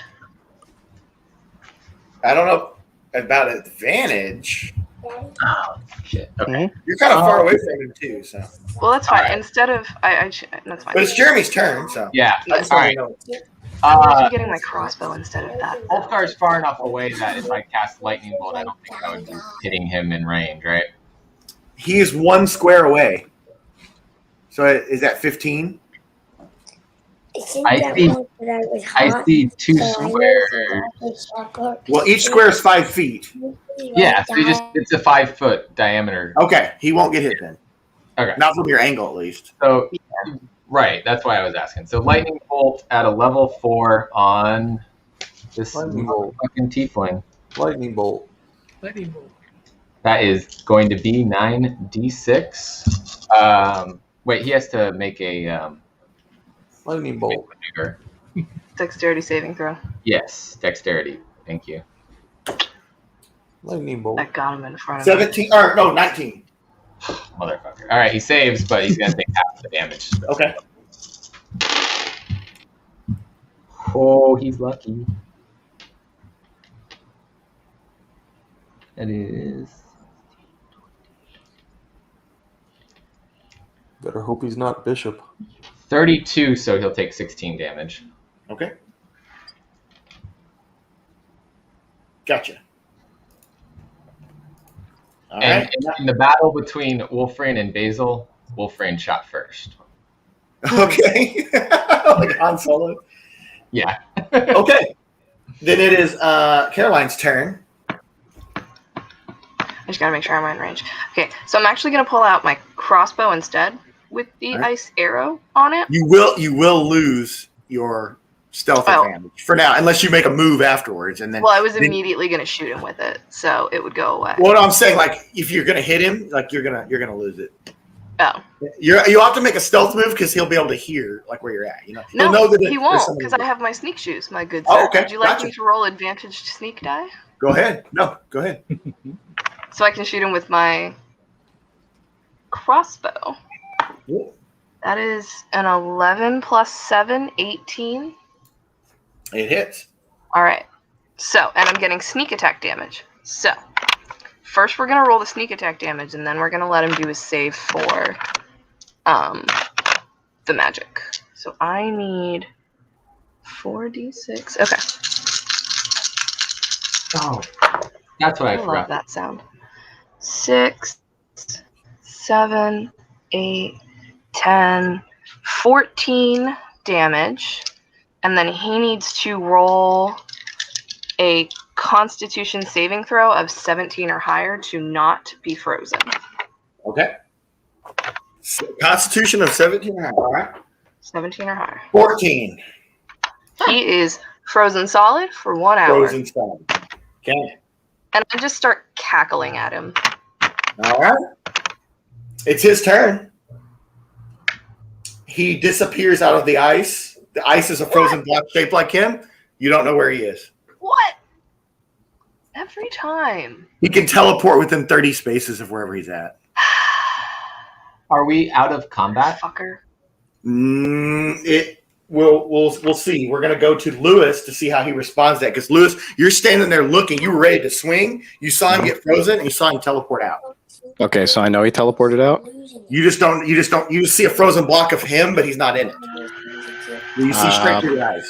Perception check to try to see if I can find him. Okay, go ahead. I know where he's at. I'm just not gonna move the piece till. Yeah. 17. Yep, you know he's right here. So you can turn around and fight him. That's not a problem.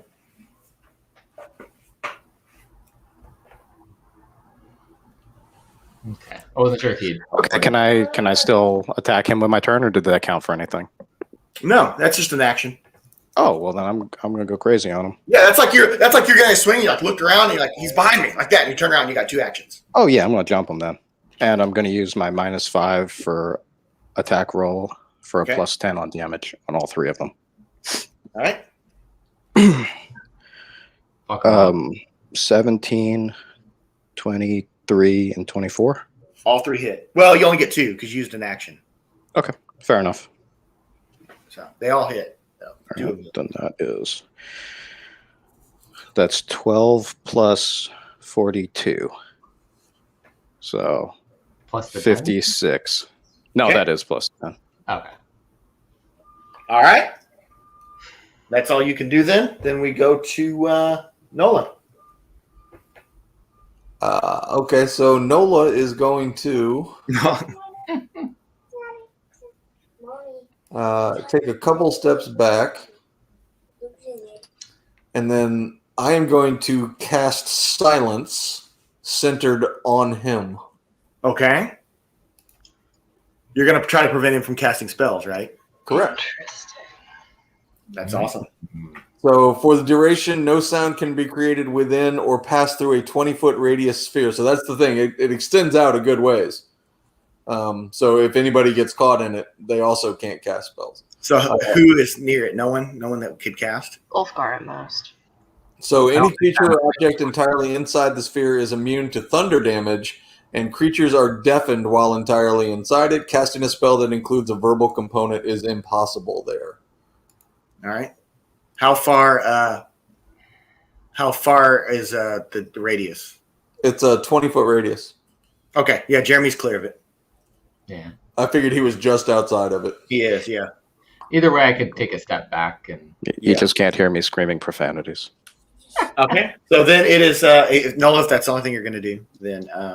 Yeah, for now. Phil, you're the only one that's been hurt by this guy so far.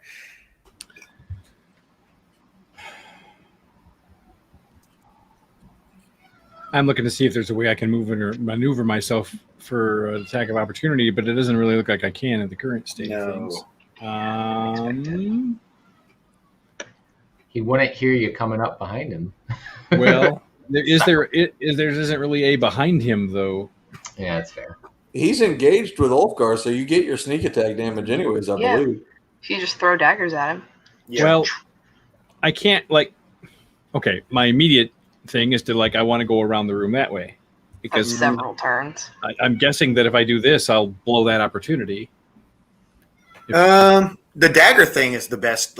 Yeah, you A can't move that far, and B would probably draw But attention. by dagger thing, you just mean throw. Yeah, getting that close would ruin Yeah, sneak. ranged attack is your friend right now. All right, then I'll do that. I've got 4 daggers left. I'll throw 2 of them. Okay. Sneak attack. Is it a sneak attack? Yeah, from where you're at. Engaged with Ulfgar. All right. Yeah, and you're around the corner anyway. He never really saw where you were at. He just sped out the freaking that curse thing he did with the Black Pearl. So he didn't know you're there necessarily. Well, and here are my attack rolls. 13 doesn't look really good, probably. No, that's not gonna And hit. 24. That one will hit. All right, so the one with 24 does 1d4 plus 5 plus sneak attack damage.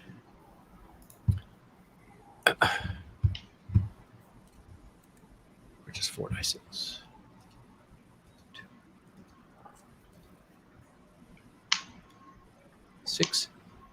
12, 14, 15, 20. How much? 20. 20, okay. All right.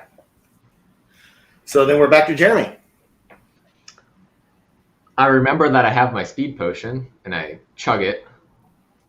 So what this does is it gives me haste, which doubles my speed for up to a minute. I think that all the effects are for up to a minute. Plus 2 bonus to my AC.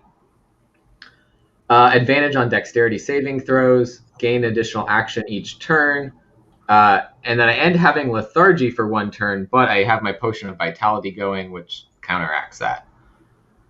So 1 minute of combat, I am extra fast. I do 2 actions, and I still have advantage on dexterity throws and plus 2 on my AC. So 19 AC for a little bit. And since I get an extra action now, can I attack? Yeah. Okay. I assume Ulfgar is actually closer to him than that right now. Yeah, he should be a little bit closer. It's like around the corner there. Okay. I'll step to get a better angle on him. Yeah, that's not going up 3 steps, so yeah. Let's see. I will shoot.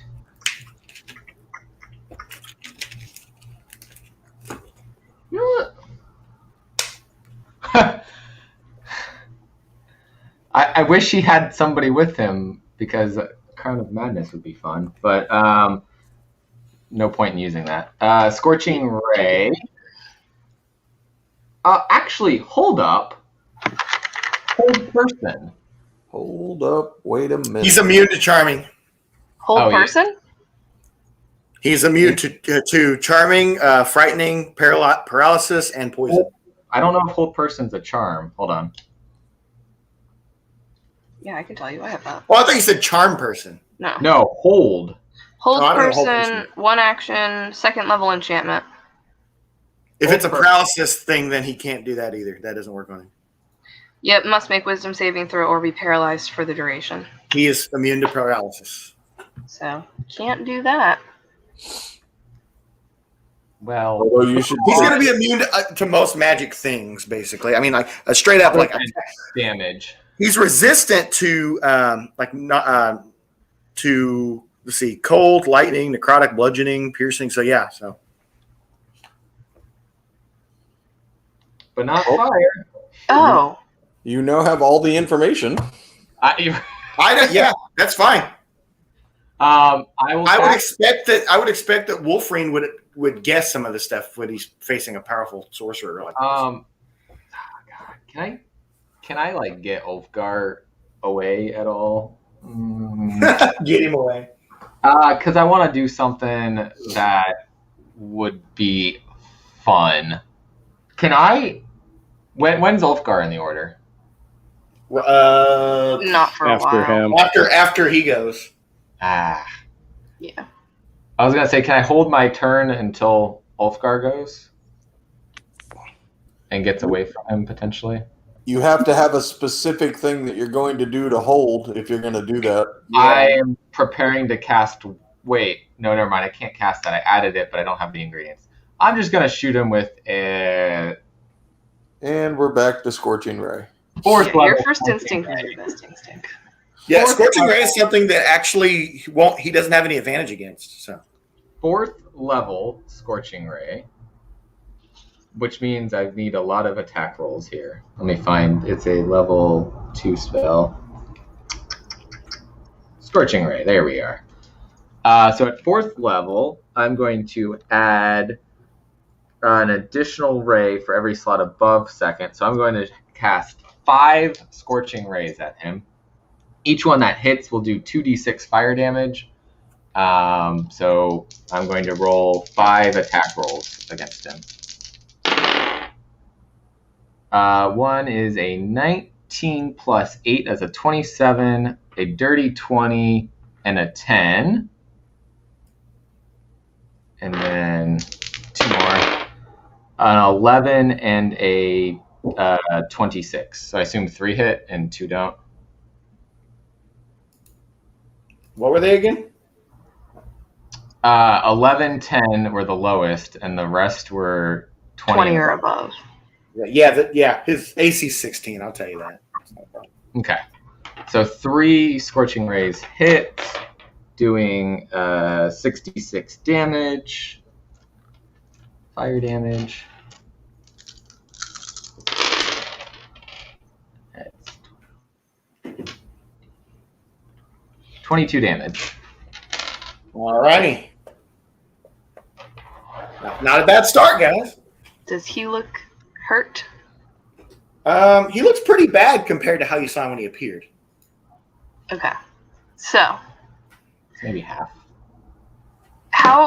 how close is Ulfgar to him? Is he literally up on They're him? like he is swiping at him with the axe when this is going on. So like, Because I really want to use the lightning, right? I don't think that's a good In idea. mind, he has resistance to lightning. No, Yeah, because but- you'd also hit Jeremy. Yeah, exactly. Jeremy? No, well, I can step to the side. Oh yeah, if you moved, then yeah. But no, it would definitely hit Ulfgar on that one because they're like What if- engaged.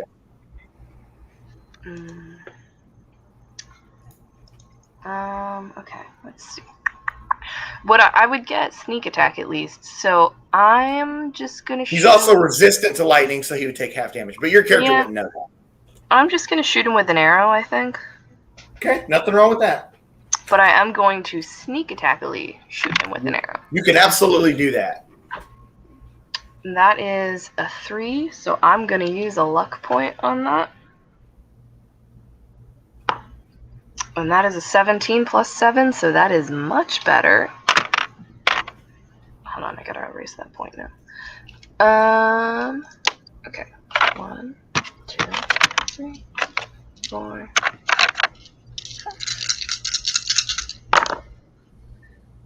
8, 9, 10, 11, 12, 13, 14, 15, 21, 25 damage. And then I'm going to disengage. And my arrow comes back. Okay. And it is his turn.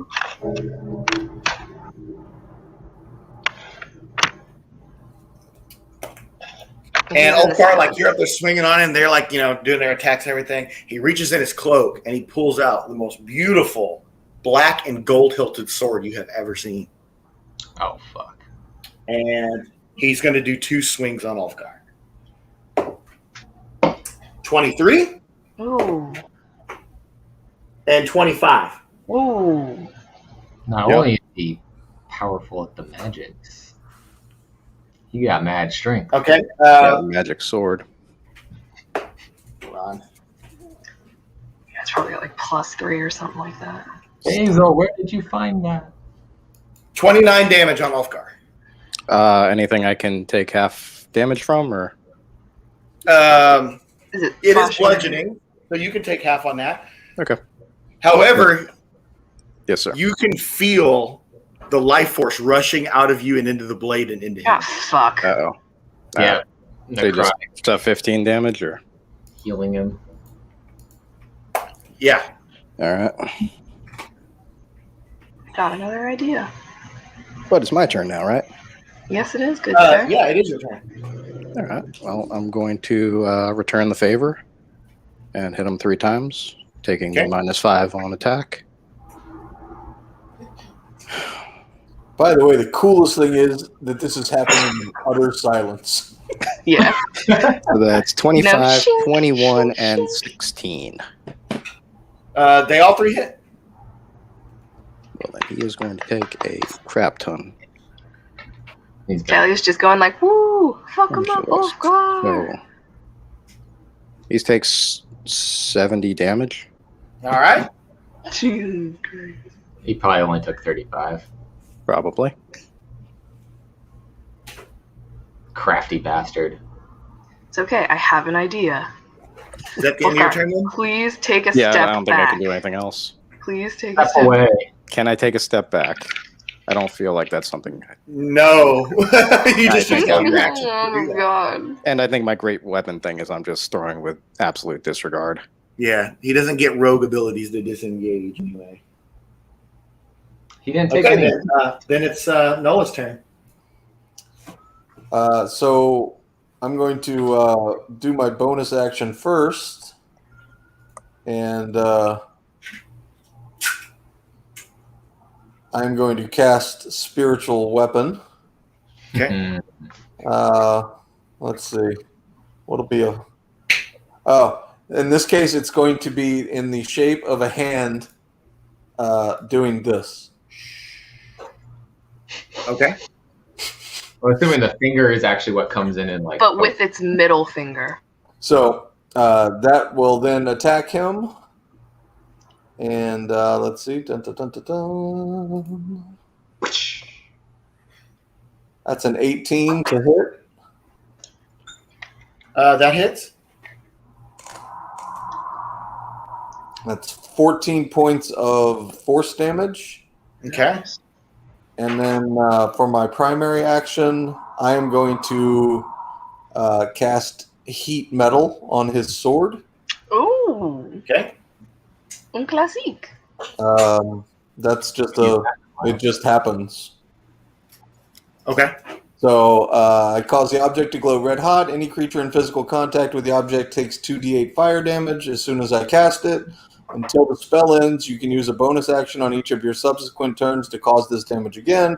If the creature holding or wearing the object and takes damage from it, the creature must succeed on a Constitution saving throw or drop the object. Okay. So I need to do a Constitution save then? 2d8 fire damage first. Yeah, he's going to take damage first. Okay. And then... But go ahead and roll at the same time. there it is. That's 11 points of damage from it, and then he has to succeed on a Constitution beating 16. Okay. Oh, 21. There you go. So he holds on to it if he wants to. He can drop it willingly if he wants. Okay. All right, then it's Phil's turn. I'll tell you what I'm contemplating. You tell me if it's even possible. Go ahead. Running up the wall up here, and then kind of parkouring.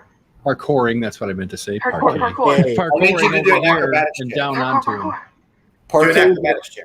Okay. Parquet would make everything much harder, by the way. I was going to say, while we're at it, why don't I just try to grab a pig? Or Finn. All right, acrobatics check. Hey, Real Rude 6. Thanks for coming Hey. Real Rude. Cool. What's We're happening, at- Real Rude? for the very end. What's up? We about to die or live in glory? Did you just crit fail? Dad, do you have an inspiration point? Well, let me ask you a question. If I'm going to use my inspiration point, do I have to use it now or after I hear what the result of the crit fail is? You have to use it now. I will use it now. Okay, that's a good idea. Really? Because I want to wait. I want to use it for the big guy. This is not the big guy. This is the big guy. This is Basil. This is Basil. I'll use it.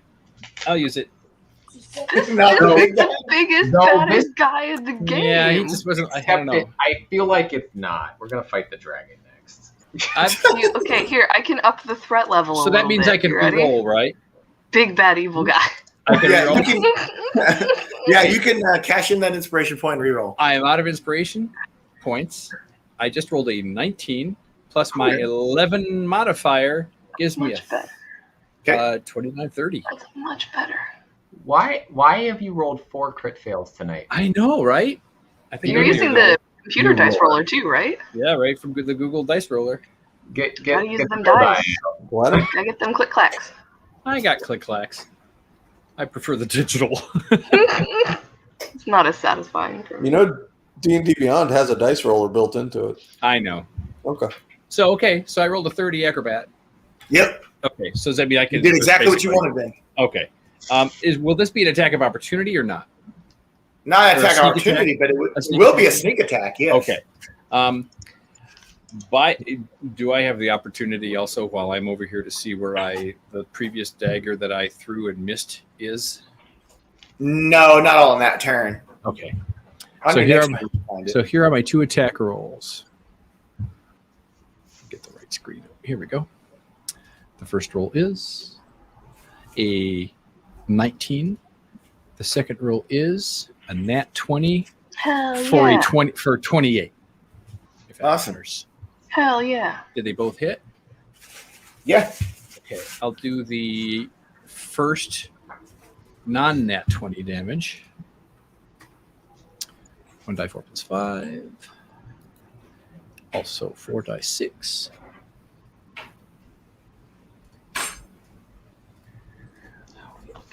The total is 20. That's the first attack, does 20 damage. Okay. The second attack, which is double, I guess, because I got it at 20, is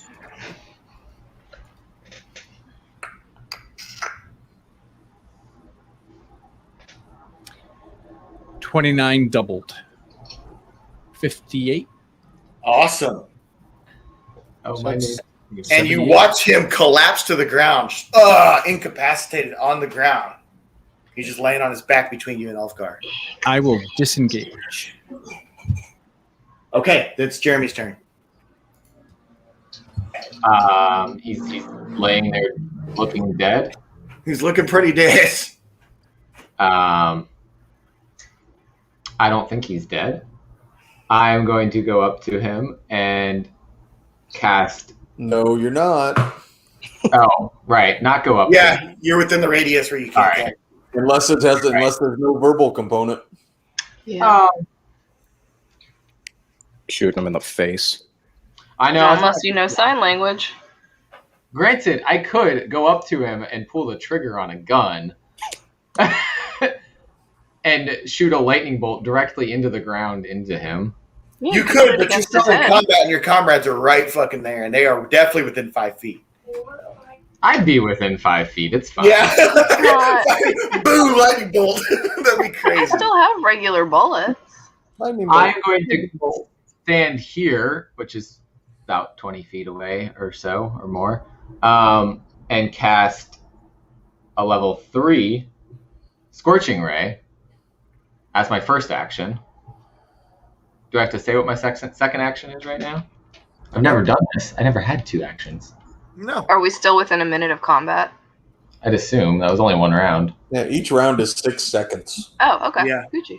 Yeah, I could do this for a while. Okay. I just want to make sure. So the first Crown of Madness will be 4 attacks because it's a level 3 spell. Or Bill, you moved yourself too far away. You did disengage, so you're not like directly on it, but you moved so far across there, there's no way you'd be able to move after in one turn. I think those moved. 3 of them, the first 3 fire Scorching Rays are a 23, a 20, and a 26. Okay. And then the next one is a 14. Well, all of them hit but that one. Okay. That's what I thought. So that's 66.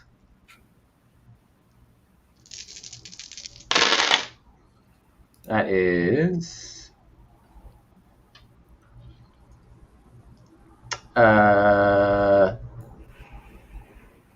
wow.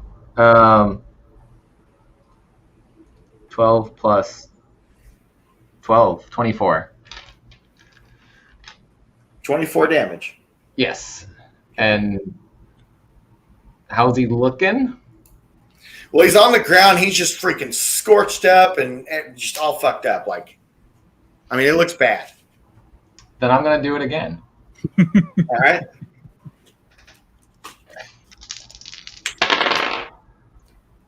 Uh, 24, 18, and 12. 12's not going to hit. No, the other 2 do. Another 12. So 2. So that's 4d6. Which, how the hell did I do that? 4 damage. I got Okay. one on That's every impressive. single die. All right. All right. That is my turn. Okay. I've never gone snake eyes on 4 d6s. So, Caroline, you just watch all this happen. You just watch your comrades like Ulfgar's chopping, like Phil just came off the fucking ceiling. You know, he's casting fire over there. Dude's just getting hammered on the ground there. Something's not right. But I don't know what. You're not bleeding enough to match Well- your expectations. We haven't been told he's dead. No, he looks incapacitated though. Like he's not talking. But he's not dead, so he's still alive. Yes? He's on the ground, incapacitated.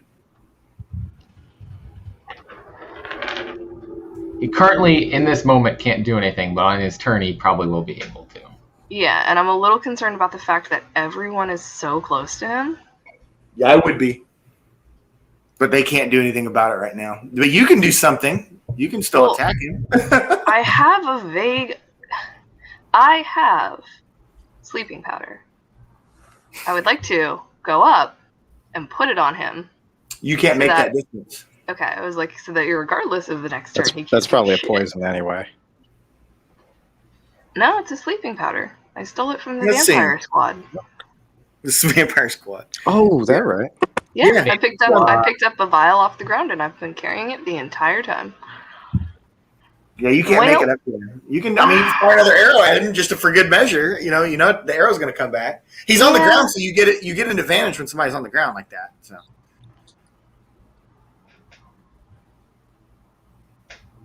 I'm just gonna.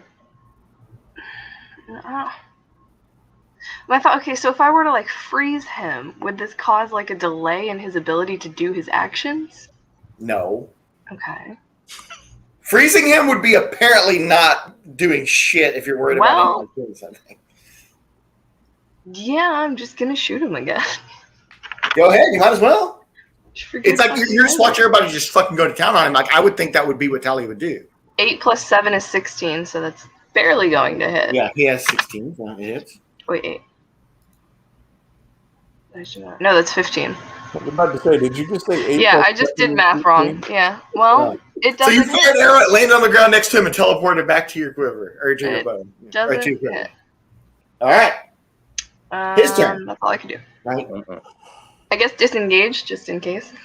Well, you're not even engaged with him, so. Don't worry about it then.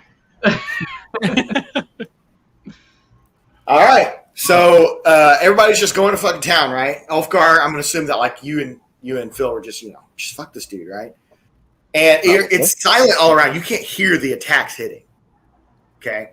But you look down and he's cackling, but there's no sound. This is because of Nola's spell, right? Yeah. Mm-hmm. He stands back up looking like he's fully regenerated, except for the damage done in the last 2 turns. Okay. And he's going to swipe once at Lewis, and he's going to swipe once at Phil with that gold and black sword. Nat 20 on Lewis. So you got to get the sword out of his hands. That's bad, Lewis. I'm going to go ahead and do yours before I even touch Phil. Yeah, I'm getting up there. Be able to if he fails the next save throw. 28 damage on Lewis. I can take So half it's that. bludgeoning. So, Okay. yeah. 14. So 14. Yeah, I'm getting up there. Okay, and then Phil, this is like him getting up. He swipes at Lewis. He swipes over at you. Oh, and he's gonna miss you, Phil. You actually got your disengage was like you going, oh shit, like that. I'll take that. Yeah. Okay. I'll wink at him. And hold on, I got to do something with him real quick. All right, now he's seeming more like the big bad. Okay. And then it would go to Lewis. It'd be your turn after receiving that hit. Well, there's no way for me to yell to my friends what just happened. I mean, we can see it happening. Because he got back up. Yeah, we watched him get up and then hit you. Would I be able to roll anything to try to figure out what's going on with him? Actually, no. I wouldn't do that. I'd just attack him. What am I talking about? Yeah. Yeah, so. That's out of character, man. Yeah, sorry. In his last moments. So I will attack him twice. Has recognition. Oh, crap. I will attack him twice, and with my third attack, drink a health potion. Does that sound reasonable? Yeah, you can do that. You can do Then, exactly that. And both of those attacks, I'll do the -10 thing on. Okay. -5. All right, so that's still, they're both over 20. 24 and 26. And then that's 5 and 7, 12. That's 20. So 54 damage. All right. And I will drink my health potion with the other one. Okay.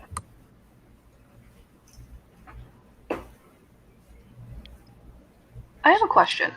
What's up? If we want to target a specific body part with an action, like with our attack, You can target anything you want specifically, and the attack will be against that. Yes. Okay, Gucci. Shoot him in the hand, make him drop the. There's a specific tendon. If you hit it, yes, you cannot grip things anymore. Typically, it's used to disarm someone from shooting a gun. You shoot them in the tendon, and they can't pull a trigger. Happened to me with an old. So, Lewis, that's the end of your turn then? Yeah, I guess. Yeah, that's Okay. probably what I'm going to be. Before Alon does his turn, you basically step back and watch everybody going to town on him. So I would like you to do an Arcana check.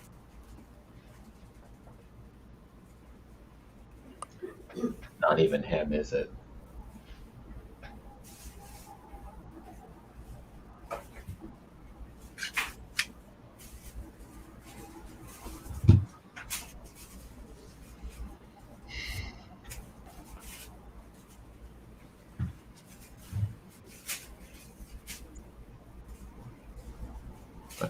Did you roll? Lewis. Who, me? Noah. Yeah. Oh, I'm sorry. I thought you said Wolfrain as well. Yeah. I've been waiting for Jeremy to do it. Never said anything about Wolfrain. And Nola was the one standing back watching everyone. We're all thinking it was somebody else. I thought it was Everyone's attacking his body, but he's just standing there. In a fit of intelligence that is uncommon to Mr. Alon, he rolls a 19. Cool. Then you, in your clerical ways, know exactly what the hell's going on. You have figured out that black and gold sword is his phylactery, and he has become a Lich Lord. So he's drawing his life force off of that. Super. Completely forgot about all that stuff you told me, Danny. Literally disarm him. I told you and Lewis, I told you guys you probably would, that it wouldn't be too much of a thing, but yeah. No, I mean, I figured that's what you were going to say, just But from your that other character thing we were wouldn't know, talking yeah. about. Yeah, that's But what Nola, you would know exactly what's going on. Makes more sense now. Okay, so what do you want to do with your turn? So first thing, I will do the heat metal, which is still on that sword. Mm-hmm. And let's see, where did that go? There it is. It's 15 points of fire damage, and he has to do the con save to see if he can hold on to it. Okay. Oh, he rolls a 1. He drops the sword. He does. Drops the sword. It's on the ground in front of him. Then it is Phil's turn. Oh, it's still me. Oh, yeah, you still got something, too. Yeah. I mean, since, spiritual weapon will attack him. Let's see. Oh, sorry, my bad. Wrong roll. Yeah. 16 to hit. Yeah, that hits. Does another 10 points of force damage. Okay.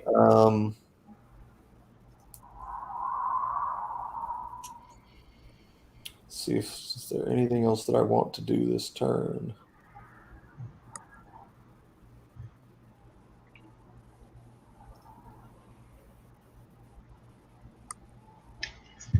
All right. I'm just going to shout out to the 2 people that can hear me so that they know what's going on. Yes. As far as the sword being his power. Yeah. Like do something. The what being his power? Sword. Sword. I don't know if his dropping it will be enough or not, but Can we cut his arm off? You can try. So, Whose turn is Phil, it's your turn. So you just watched him drop the sword. I want to go for the sword. That's a really, really bad idea. Yeah, it is a bad idea, but if that's what he wants to do. Well, I don't want to pick it up. I want to knock it out of his grasp. It's already out of his grasp. He dropped it. Yeah, he wants to kick it But away if it's from at him. his feet, he can Then run kick right it. over and pick it up again. So Yeah, I'll let you do a sleight of hand roll, and you can try to knock it away from him. It fails. I got a 2. 2 without modifiers. Okay. Then what do you want to? Is that all you wanted to do? You just went over and tried to do that? Do I get an attack? Yeah, you can attack him. Can I target an attack? Yeah. Yeah. Like his sword arm? Yeah. Okay, at the shoulder. All right. I don't know if I have to do anything special roll-wise. Just do a normal attack, and I'll see what you come up with. Okay. First roll, 19. Second roll, 26. Stabby. Okay. They both hit. Okay. Then damage is...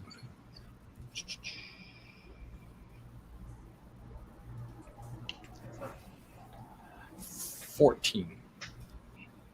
Okay. Hang on 1 second. And you severed off his sword arm. Nice.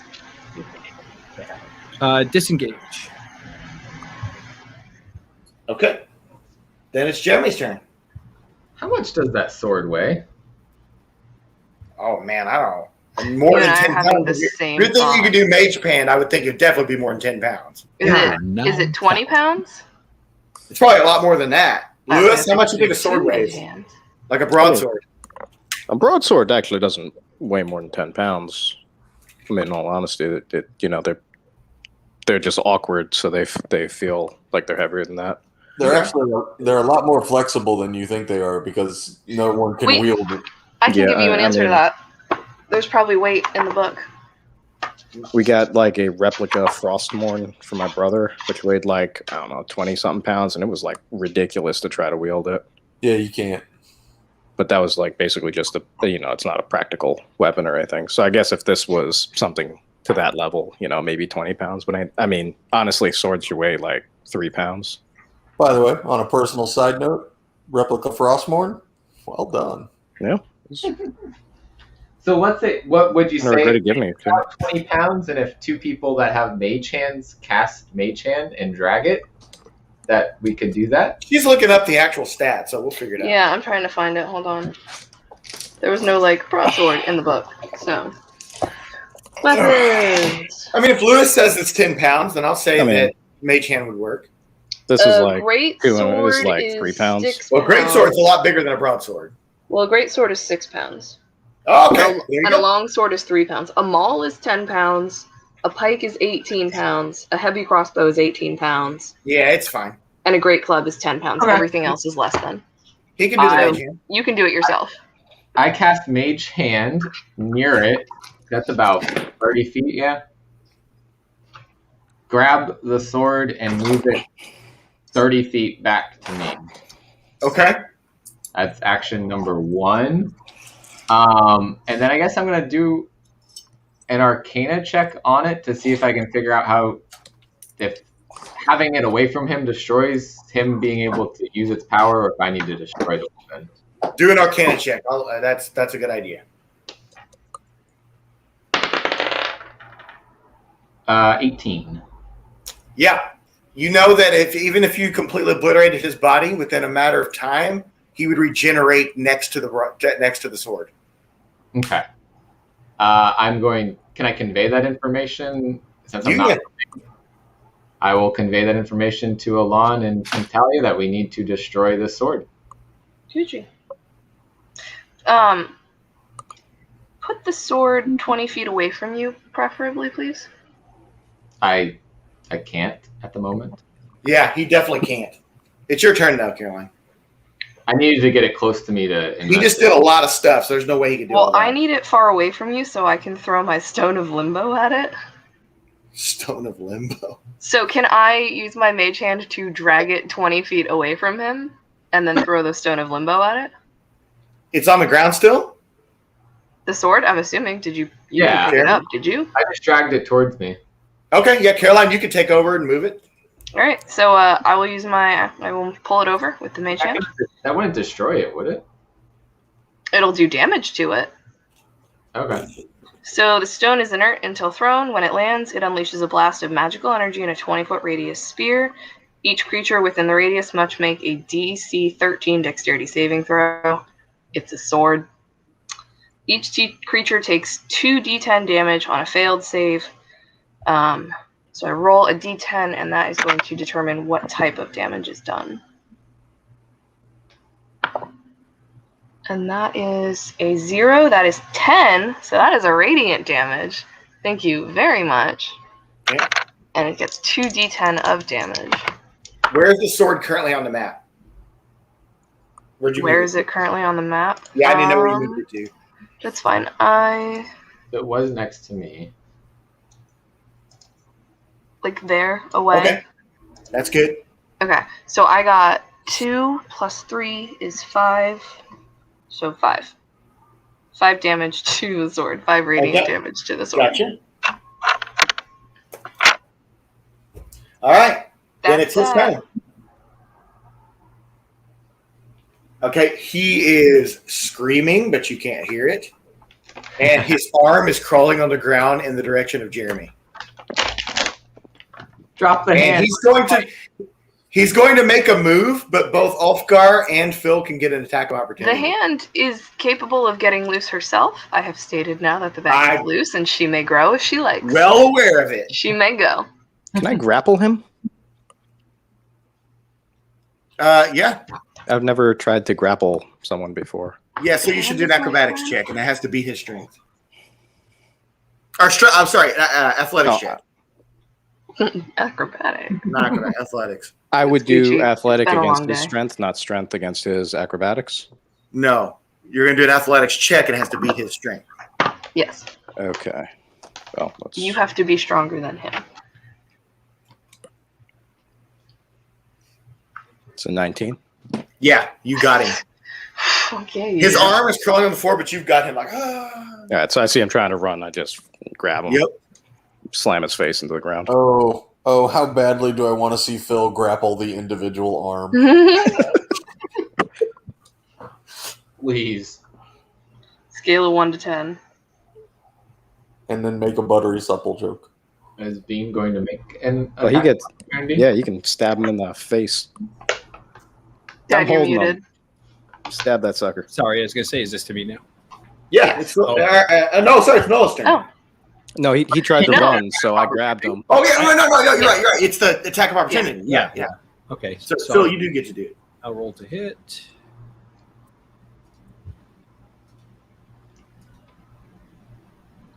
Stab it. 16. That hits. Does hit.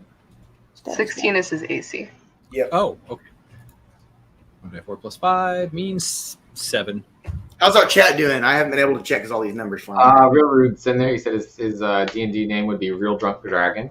Real Rude, I'd love for you to play in a one-shot with us. We're wrapping up this long-ass campaign here. We're going to be doing some one-shots. I'd love to have you around. You could be Mr. Roboto. He said it should be. He was saying the sword should be 10 pounds, too. Yeah, I mean, that's a big-ass sword. Yeah. But it probably is a big-ass sword, so... It's a broadsword. Great swords are bigger. So, anyway, so Phil, what was the damage on that, Phil? 7. Okay. All right. So, now it's actually Lewis's turn. Okay. You've got him grappled. I'm grappling him. Can I do damage to him while I'm doing that? Like, can I You try can to break attack- his neck or something?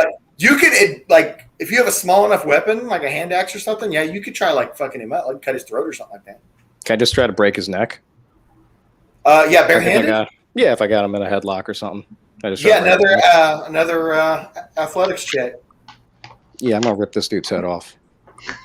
Come back from this, 23. son. 23, neck is broken.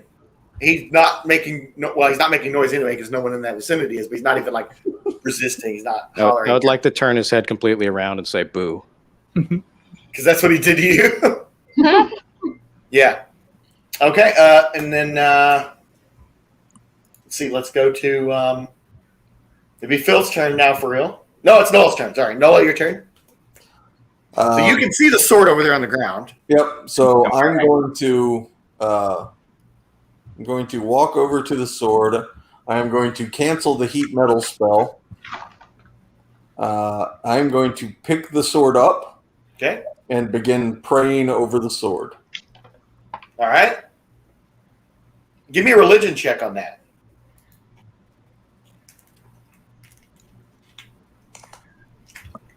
That's a dirty 20. Fucking awesome. Okay. That's interesting. You are praying over the sword then. Okay, Phil? All right, 2-handed attack. That means I can't attack the sword next turn. But he might just pray it away. That's the goal. Pray the lich away. Pray the lich away.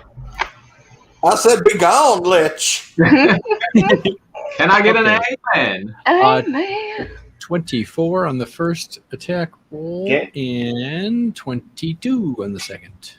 All right. For a total of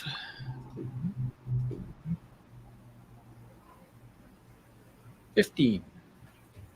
Okay, so I'm imagining like Lewis is holding this dude, just broke his neck, twisted it around, and Phil's just going, like that. You guys are doing everything you can to this shit. And within a matter of time, it does appear like he's regenerating, but just not at as rapid of a pace as he was. Can we sever this head? Can we put him in? Can we catch him on fire? Can we? I can set him on fire. Destroy the body, I guess, is ultimately. I would have to get a lot closer. Will that make him resurrect quicker if we kill his body? It is Jeremy's turn, and his arm is crawling over by Jeremy's feet. Sup? I'm going to cast 2 firebolts at it. Should have kicked it. I should have kicked it. Except I'd have to do an athletics check, and I would fail. Yeah, it yanks you down to the ground. Probably. Get in an arm wrestling match with it? No. I'm going to shoot 2 firebolts. Well, one of those misses, if it still has the same AC as him. Wait, what was it? What's the AC of the arm? Of a 7. I'll say it's half of 16, so 8. Okay, so 10 and 18, they both hit then. Yeah. What am I doing? 2d10 for each. I got 3 d10s here. That's 9 plus 9. 9. 18 on the That was arm. no lie. I was watching this time. Is the arm still on fire? It's roasting. Still crawling towards you, though. Yeah. So it's Caroline's turn. What's it taste like? Human. How close is it to him? Like the arm? Yes. Like right in front of him, like on the ground, like a block in front of him. Is it 5 feet away from him? No, it's like got up to like his feet, and that's when he started going. All right. Well, then I'm gonna shoot it with an arrow. That's not exciting. You wanted to shoot a Oh wait, I'm like, well, no, because he's resistant. But I do need to move, so we're gonna go over here, and then I'm gonna shoot it with an arrow. That's a 6 plus a 7. That's a 13. Well, it's 8, so that'll hit. Do I get sneak attack damage on the arm? I love that there are multiple people attacking a crawling arm. Oh, this is gonna get real good here in a second. We saw what a hand can do. Yeah, and as previously stated, the hand has the opportunity to do whatever she likes. I want to see a hand-on-hand arm wrestling contest. 5, 10, 15, 16, 17, 19 damage. Okay. 1, 2, 3, 4. Hand taken 20. Declare some more. 37 Dark damage Lord on that hand. It's his turn. hand damage. It's his turn, and he completely disappears out of Ulfgar's arms, and the arm disappears also. Of course. And I need Nola. I need you to make a dexterity saving throw. Of course. Against what I do. Yeah, well, that's what's going to happen. Against 18, you have to beat 18. No, I did not. Does he need a verbal command to teleport? No. All right. It's called benign transposition. I did not beat 18. He And you just have an stole the freaking inspiration sword point. right out of your hand. He teleported, fully regenerated. He's back here. We'll keep the sword on the. Why is the skull so big? I need that. And he used that as one action, so the other action is going to be to attack you. Oh, something's going to try and hit me? This is exciting. 22? No. So he stole the sword, he swings at you, and he hits, but it doesn't do anything. Nice. Okay. So then it is Lewis's turn. I'm going to use an inspiration point and rage again. Okay. And I will start that by throwing my axe at him and then flying over to try to chop his arm off. Okay. And I will not use my -5 thing right now. I want to chop that sucker's arms off. Okay. All right, so I got a 29, a 23, and a 19. They all hit. Do they lose both arms and a leg? Well, he threw the axe, so one hit him, and then he went over and started swinging. So that's 49 damage. Okay. Not bad. Does the arm come off? Yeah, he loses both arms in this. Swords on the ground, arms are down. He's got a slash across his back, and Lewis is standing behind him. This is legitimately turning into a Monty Python fight. Yeah, it really is. Wait. Oh, I got an idea. I'm not dead yet. Well, it's Nolan's turn. Smash that fucking sword.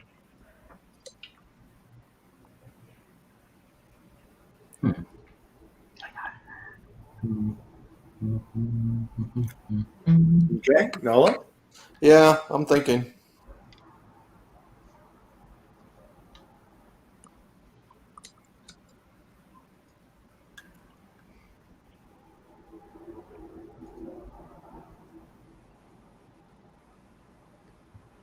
Like I said a second ago, it's about to get really interesting. Wait till his next turn.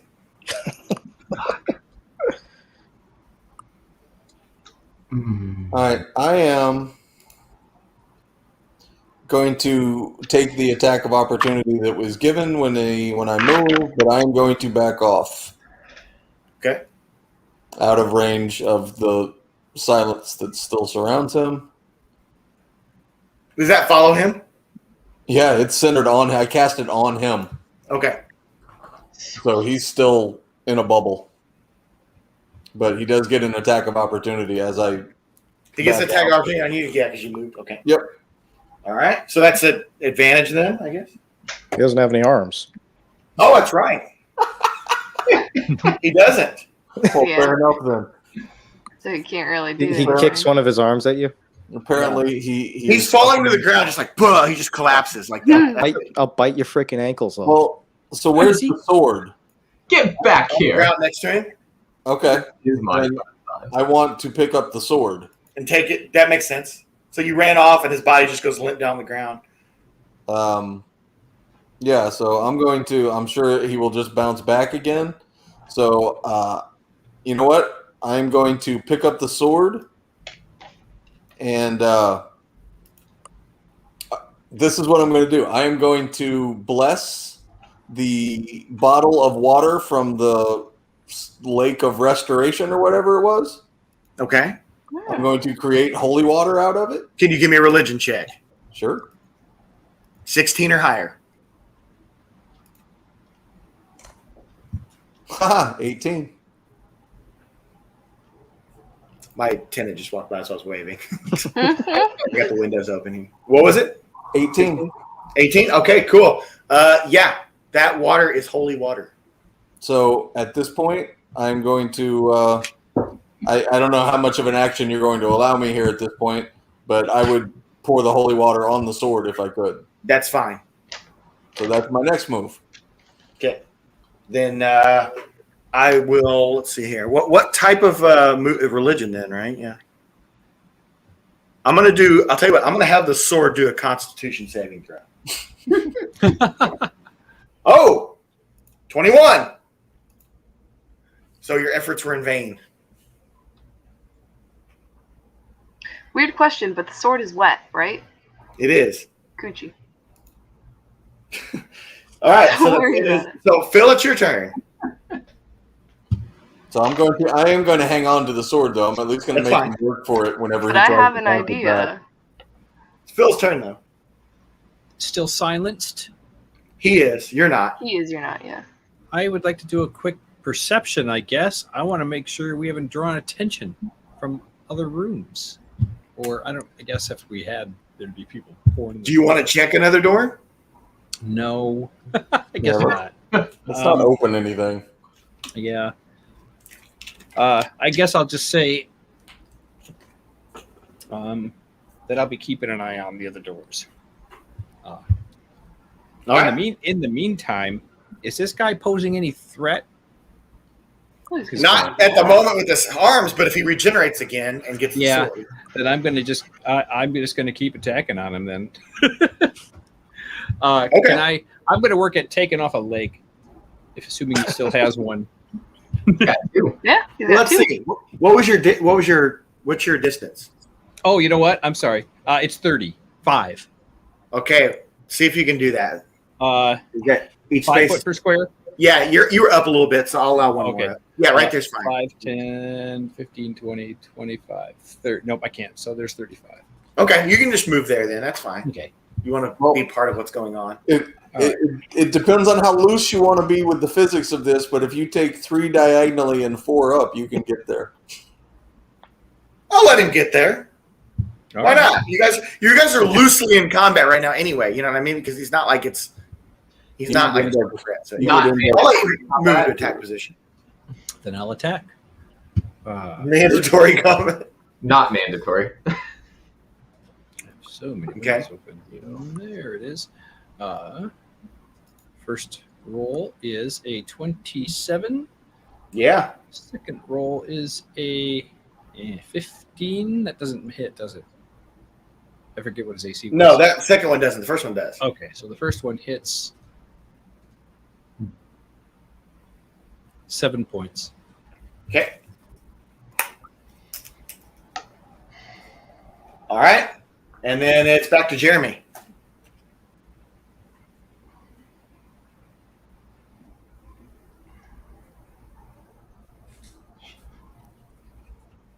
When does the sound thing wear off? It's 10 minutes. Okay. It's a concentration spell, so if he can damage me, you can try and get rid of it, but... How long have we been in combat? Like 2 or 3 minutes. Yeah. Roughly. Okay, so my haste is probably worn off. Yeah, it's only good for a minute. Yeah. Yeah, it's definitely been over a minute. Does anyone else realize that we have to destroy the sword, or just Nola? Nola's told myself and Wolfrain. I told you guys. Yeah, someone told us. But I could relay that message again to the 2 that were in the bubble. I think we're still in the bubble. Except they're in the bubble. No, the bubble follows him. Well, no, you're in Ulfgar isn't in the bubble. Yeah, I'm in the bubble. No, you're not. You haven't gone across the room. Someone Oh, just wait. moved me. Oh, never mind. Sorry. Okay. Yeah, you guys are back in the bubble. Yeah, I'm definitely in the bubble. Alon, I thought moved away. No. Nope, I stayed to try and mess with the sword. Okay. I don't think there's anything I can do to really have effect on the sword. I think I'm more effective just keeping him at bay. Can't attack the sword because Alon's holding it. I don't think there's much of a point attacking him at the moment. I didn't even think about it, and I won't change it now because I allowed it before. But I would think when he regenerated, the sound thing wouldn't work on him. That's up to you if you think so. He's already got a whole regeneration without doing it. Because, I mean, he's technically a whole new body and everything when he does that. It's your call. You're the DM. I'm going to let these next 2 turns play out. We'll see what happens. I really don't know Just attack the body. Talk to Alon about what's going on with the sword. In the bubble. Alon's in the bubble. Wow. I guess I will step over here. I think I'm far enough away from the bubble. And cast Firebolt. Firebolt. All right.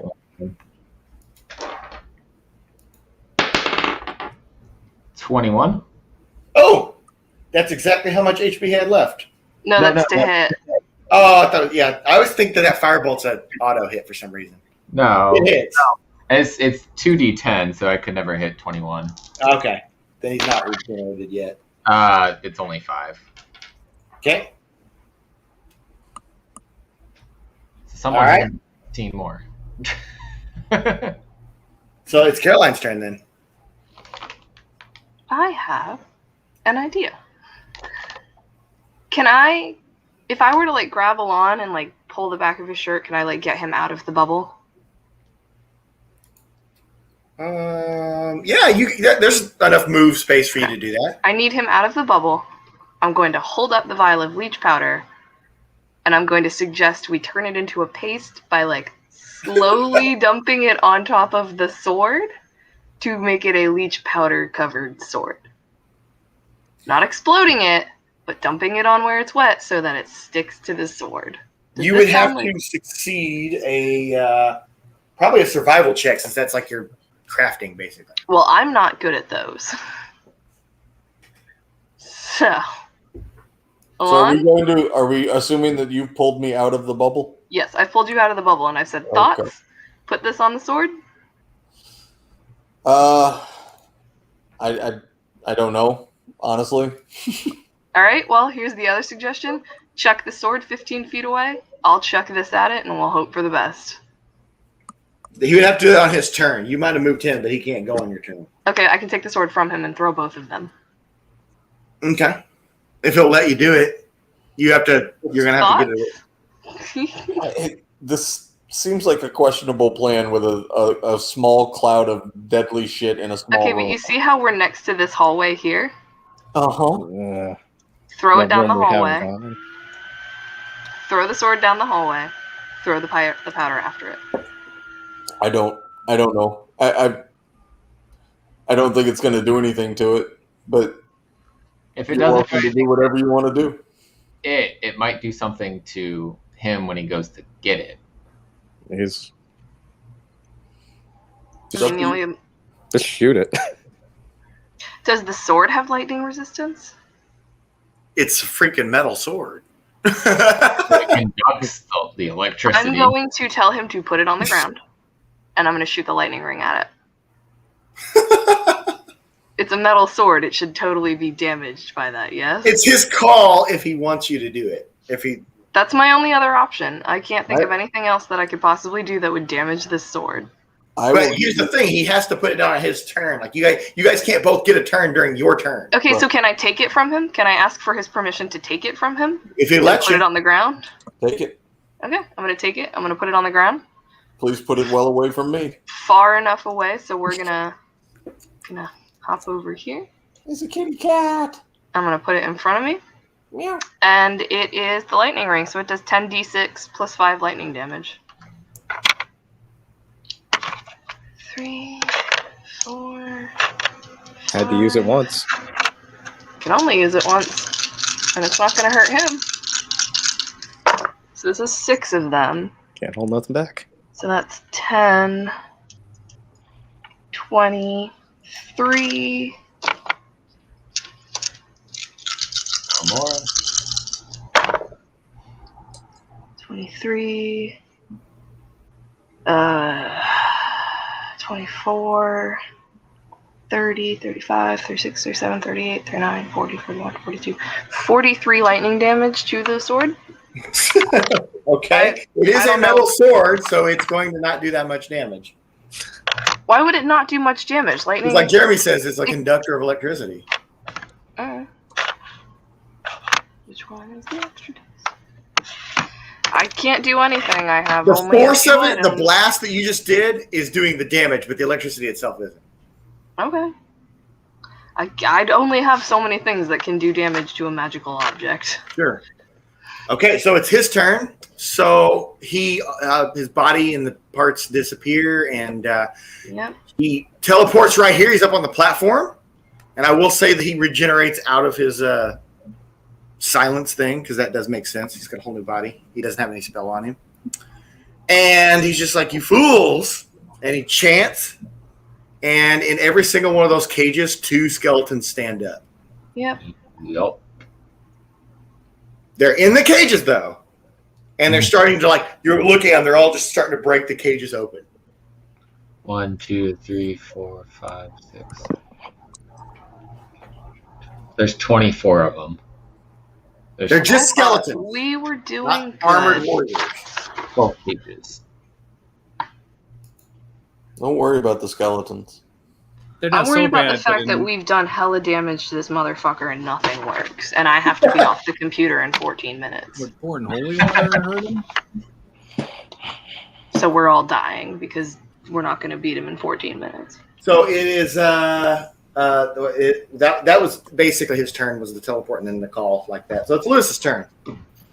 Would I, at this point, know to try to damage his sword? Yeah, Caroline, show where the sword is. It's 15 feet in front of me. Okay, So to the bottom left corner where D on the bottom left is, above Masters. Yep. All right. I'm going to say I've attacked him a bunch of times. He keeps coming back, so I'm going to attack his sword.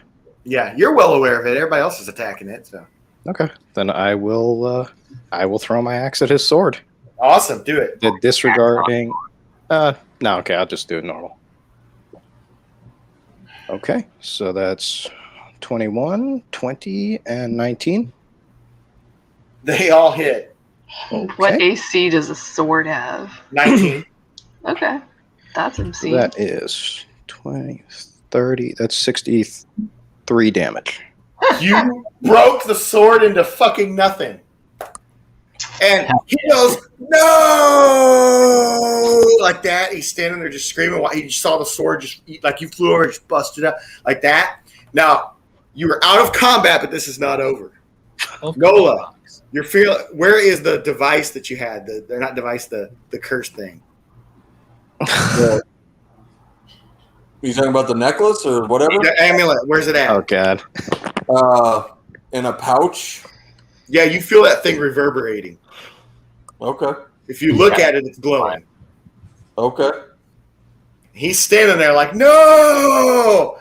And then you guys feel this rattle, like the whole building's fucking shaking. And I'm going to take you guys out of the screen here because Oh, is it we're all about to die in a cave-in. the whole fucking thing is shaking. And then from the northern room, the door busts open and a blue dragon wormling comes flying in and just chomps the head and shoulders right off of Basil. My friend! It took you long enough, dude. The reincarnated dragon is back, and that was his fucking curse. Annihilated Basil. After the Flacker is destroyed. With no Flacker, he can't regenerate. Dope. That's awesome. So he had it like caged up or something and it broke free? No, it's been in the building looking for him. Trying to find him too. It's been on its own mission. Well. Fucking awesome. I would like to go find Miriam's body and drag it back to the Hall of Necromancy, please. Okay, what Along with was the your... Okay, Are all the skeletons still moving? No, they just fucking fell apart without him. Okay. So since Caroline has limited time, let's do this. If you're going to go back to the Hall of Necromancy, or go back to the one place, on your way back, you would surely find those carts, and you find the body of Miriam thrown on that cart. Oh, thank God. We're I'm going going out to to the rest Dreadworth. of the way. Yeah. Onwards and upwards to Necromancy Corner we go. What's your tip? What are you going to try? I don't know. I'm going to put her in the room with the hand and just, beg the hand to fix this. The hand? Okay. So here we're gonna give one bit of closure for everybody here. You're in there doing that. You're begging the hand, and you've got Miriam there. I have inspiration points and persuasion. Swear to God, you're about to create a new lich. Hold on. What we're gonna do is, since Caroline's got limited time, we're gonna go around this board, and you guys are all gonna decide what you want to do within this, and what you think your character would do after this. We're gonna start with Nola here with Alon, who just witnessed that shortly after all this destruction and everything, and you guys are just petting the dragon, I guess, and everything. The warriors that Morgana went to get have come in, and they're fucking slaying everything that's left of Basil's shit. Hell yeah. So the red wizard lady's there, the Sard's there, Enoch is there. You know, many warriors you guys have met through the course of this campaign have all been gathered by Morgana, and they're just slaying the shit out of everything. And you guys held off Basil long enough to stop his shit. So, Nola, what do you think Alon would do right now in this situation, and what would he do after this campaign? So the first thing I would do is I would walk up to Ulfgar and pat him on the back and say, "It all started with us destroying a stupid sword, and now we had to do it again." And then full circle. And then I would pick up the pieces of the sword. You can cast Mend. Where's the rug? That's very poetic. So I like that. So what do you think Alon would do in retirement? Because you said you wanted to retire the character after this campaign. I don't know. I think he would probably just continue on his merry way. I honestly see him as becoming a kind of loner hermit, studying magical items and trying to fiddle with stuff, and just stuck in some forge of his own creation somewhere, messing around with shit until he makes something that blows the world up. Like, he's still accessible. People know where he is, but like you're just kind of not doing things out in the world anymore. He'd be that old guy that lives in the house down the street that everyone doesn't want to talk to. You know, it's like he lives in a haunted house. We don't want to mess with him. Now, we had talked about, is it still something you want him to do? You had talked about maybe he would build a shrine to Moradin on the mountain. Oh, yeah, absolutely. Yeah. So, okay, cool. Well, then we'll go to Phil. What do you okay, so like you're in this room, you saw the dragon come in, you know that Talia is like dragging Miriam's body to that room. What do you do? Well, you know, I know this sounds really weird, but I would talk to the dragon about posing later on for my card set. There you go. That fits in with your character, yeah. Is that enough? I have never been one in this game for looting bodies much, you know? Yeah. What do you see for your character after this then? Like if now that the Doomvault's been cleared out of all threats? Well, two things. I see myself as, well, first of all, I would be a silent partner in Ulfgar's Pop-Tart business if he wanted to keep it going. If not, we could sell it off. By the way, for those of you who care about maybe doing something to your character after this, go ahead and give everyone 5,000 experience. Oh, okay. Hell yeah. Cool. But above and beyond the Pop-Tart business, what I would do would be to, I would do my best to make a living manipulating the collectibles markets wherever and however I could, full of make-believe limited editions and fluffed up, overpriced things. And then with the profits, I would fund orphanages around the world and keep the Pop-Tart network going. I love it. For Don't all. forget, you're all still getting paid from the berry business too. Yeah. Cool. All right, Wolfram. I'm sorry, and I would use, I forget the name of the town now, but right outside the adventuring school. Northridge? That would be my home base. Back at that little house you have that used as a guest house. Okay. But I would keep low-key there. Right there with the honey hole. Yep. That's all. Right on. Wolfram, you got the revenge. You didn't die down here, and you got the dragon right there, and you're able to just like pet it, and you know about, her dragging off Miriam and everything. Look how casual everyone's being about it. She's like, we get it. Dragon fully consume Basil, or just like bite his head off? You said shoulders up. What? Yeah, I mean, like he's fucked up. Like Is there partial body to serve? I actually So I want to loot a body. Okay, you want to loot a body? Yeah. I want to check out, see what else he has on him, anything, like clues. Give me an investigation roll. One last investigation roll. Because I want to see, Last one of if there's any other nefarious plans that he has laid out there in the world that I need to go track down and stop. All right, one last investigation. Can I do it with advantage? You can use an inspiration point. I will use an inspiration point. Actually, I got luck too, so let's do this. See how you roll first. You may not need it at all. Well, I did. I rolled a 3. Of course you did. 17 plus 8. That's a 25. Investigating his body, you find your mother's magic wand. Aww. That motherfucker stole my mom's wand. I'm glad he's dead. I take the wand, and it is now my wand. It's like this one I've been using. Fuck that. All right, so that's what you did. So what's Wolfring going to do after the Doomvault? I think he returns to the school. He also tracks down. I don't remember the guy's name, but the guy who owned the cube. Cube man. Oh, by the way, your headmaster's here too. Your headmaster's here, and he's got Rat Hulk with him. Nice. He's got other magic users and stuff. They came to help out. Like they joined Morgana's thing. So nice copy. Copy played D&D for the first time. And yes, it's been 5 years. Cool. Oh, good deal, man. Nice. Yeah. So I mean, two things. The guy that was whatever distantly related to Basil. Time. He was a magic user too, right? Yeah, he was. Yeah. Okay. So I would ask him to come join me at the school, and he would be able to use the cube, but I might train him to take over. Be your successor? Yeah. That's pretty cool. But he's older than you are, so I don't know how that would work. Yeah, but he's not trying to adventure. But that doesn't mean He's that he trying to couldn't settle help you down. find a successor to take over. Yeah, that's true. You guys can train Rat Hulk to do that, man. I would be wanting to have less responsibilities at the school, but need someone so we'd be part time. Yeah. And you get to use its cube. You're only there in the summer.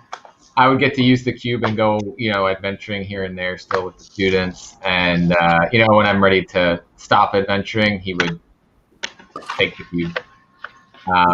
But, yeah. And then we'd be trying to find a successor from my school. Cool. Like I said, Rat Hulk might be the successor. Since he came there to train, and then he ended up going off to the wizarding school. I got a few more years at the school, I think. Yeah. Until he graduates. Cool. All right. We're going to save Caroline for last, but we're going to go to Ulfgar. What do you do right now in this room? You're seeing all that shit going on that they just described. Right now, I see it all going on. Yeah, and there's dwarven warriors coming in too. Like that, Miriam, like Tekkel's there. Nice. Is Arun riding his unicorn tricycle? Arun is not there. He's like, I am not going to. Are you kidding me? Arun would not. No, he's got a motorcycle, but it's like a tricycle. He may have Arun that. would be not one at of the those Doomvault. gnomes that rides a corgi. I would walk up to the dragon and give it a Pop-Tart. Cool. And then I got a lot of teeth to collect from the Doomvault, so after my boys are done cleaning everything up, I'd probably go with them and help kill everything else in there, and then start carting off monster parts. We got some decorating to do. Okay. time Cool. for another And what do you see? After this, what's King Ulfgar going to do? Go back to Kundrakar with the family and continue to look for the next big monster to kill. Right on. All right. So you took Miriam in there, and you're begging the hand and all that kind of stuff. I mean, because it's been half an hour since she died. Talia is still completely fucked up by it. Yeah, and the red wizard lady Siriana comes in, and she puts her hand on her shoulder, and he's like, I just don't think it's going to work. This is a dark place. What would come back? Shove her hand off immediately. Get the fuck out of here. Yeah. And she says, "Wait, what is that hand?" She's my friend.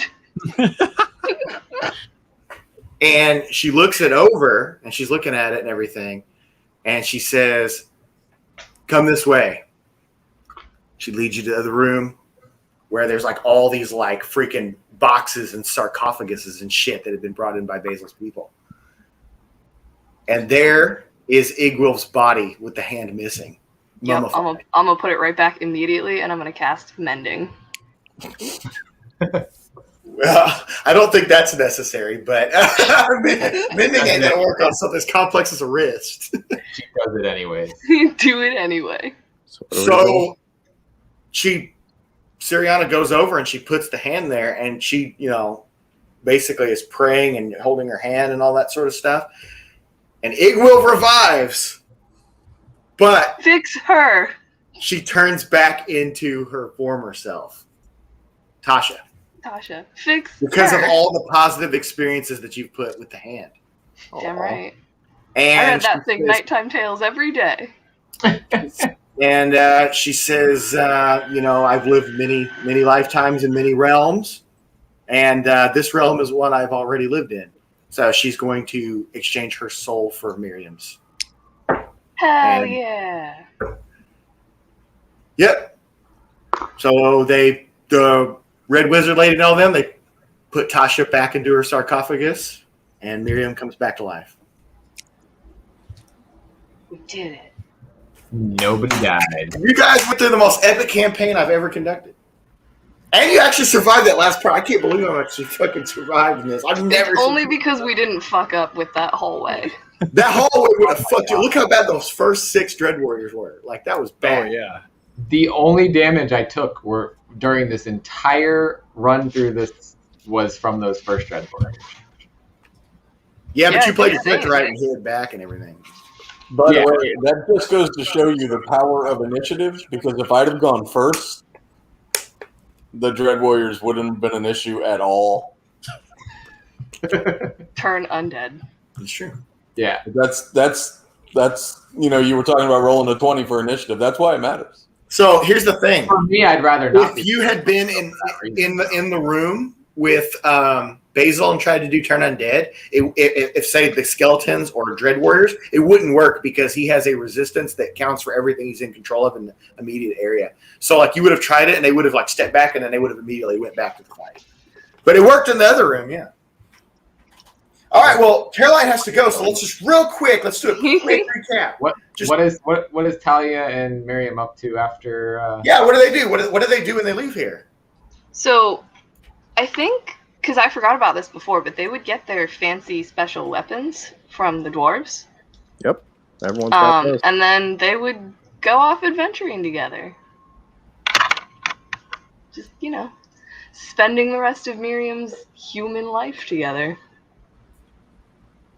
That's excellent.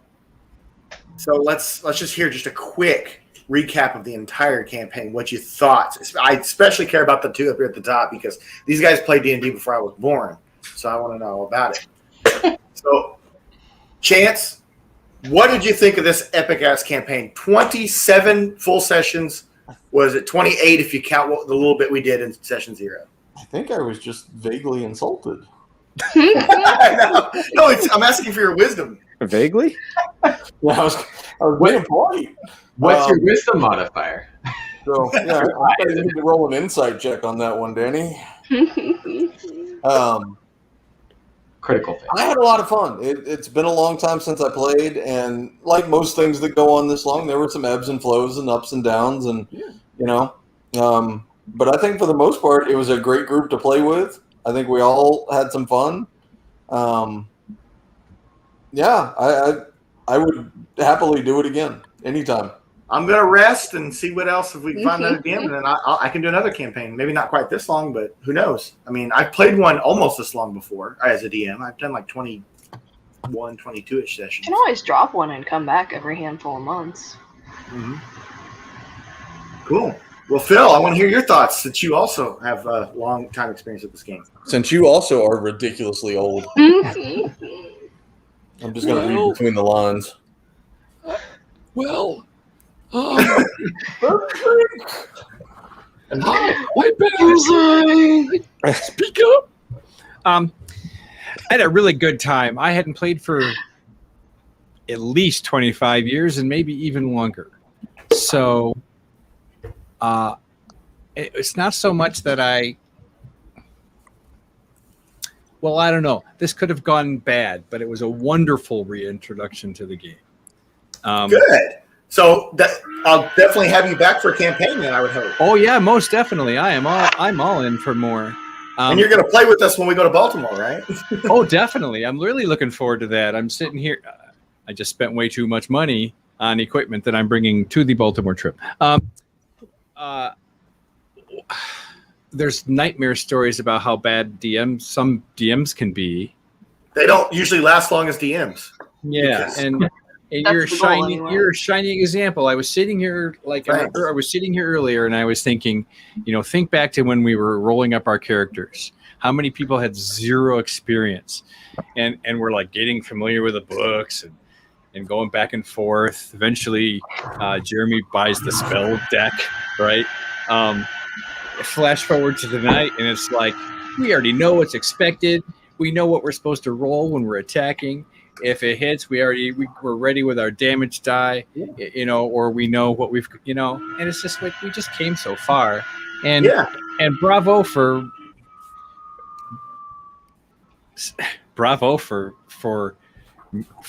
hosting a campaign that lasted so long. How many campaigns disrail 2 or 3 sessions in because folks aren't interested, or people can't, they didn't realize the commitment was going to be. Well, it's like Chance said in the beginning, the first time we played, he said, DMs are rare, and it's rare to have a long running one.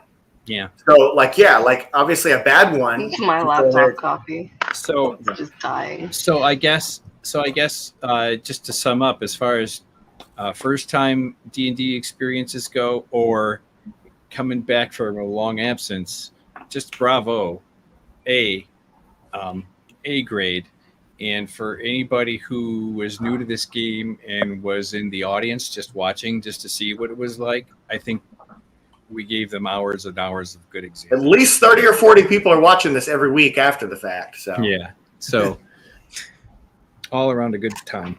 Thanks. I appreciate that. It does take a lot of work, but it's an art. It's like some people paint, some people sculpt, some people, but this is I like to craft these. It's interesting. We all come to this from a comic book background, and I assume that's because we all enjoy the stories, right? Mm-hmm. And this is just a different way of storytelling, in a way. Only it lets us be Collaborative more storytelling. involved, right? So cool. Well, now we're going to hear from these kids that never played before. Jeremy, how was your first long-running campaign? Am I alive? The best one I've ever played. Hey, you played one with Idris. Well, that's a one shot. It's a one shot. This is months of commitment. No, this was a lot of fun, and it didn't feel like a challenge to learn how to play. I didn't. That's why I invented the Adventuring School. I invented it specifically because of problems that I saw with people learning to play. Most people's reasoning for leaving a campaign or leaving the game are issues that are addressed by the Adventuring School. Yeah, I mean, there's still things I'm sure we haven't even come across that we'll learn as we. And it's all going to be different. I mean, it's all nuanced too. Yeah, the basics we've got easily down now, and I think that. Oh yeah, you guys are fully capable to go off and play with somebody else. Like every DM's going to do it different. So you would go play with someone else, and they would have. They're going to have stuff that you like better than what I do, and they're going to have stuff that you're going to be like, well, fuck that, he did it better. That's just how it is. That's really the truth. Yeah. But at the same time, it's a standard that's why we like the 5th edition or the 4th edition or whatever edition, because it's a standard that everybody can start with and then just kind of tweak as you need. So, yeah, you're fully capable to go off and play a long running one with somebody else. Oh yeah, no, it's just going into it. You're like, what am I? How do I do any of this? I don't even know how to create a character. Now I have created 2 more potential characters. I mean, D&D Beyond helped a lot with that, but yeah. But yeah, ideas for characters and how to play them. And I felt like getting towards the end, it was like, okay, yeah, I know how to do. I know how to be Wolfram. Yeah, that's good. Now I don't want to not be Wolfram. Cool. All right. Well, Caroline, the other newbie. I had a ton of fun with this.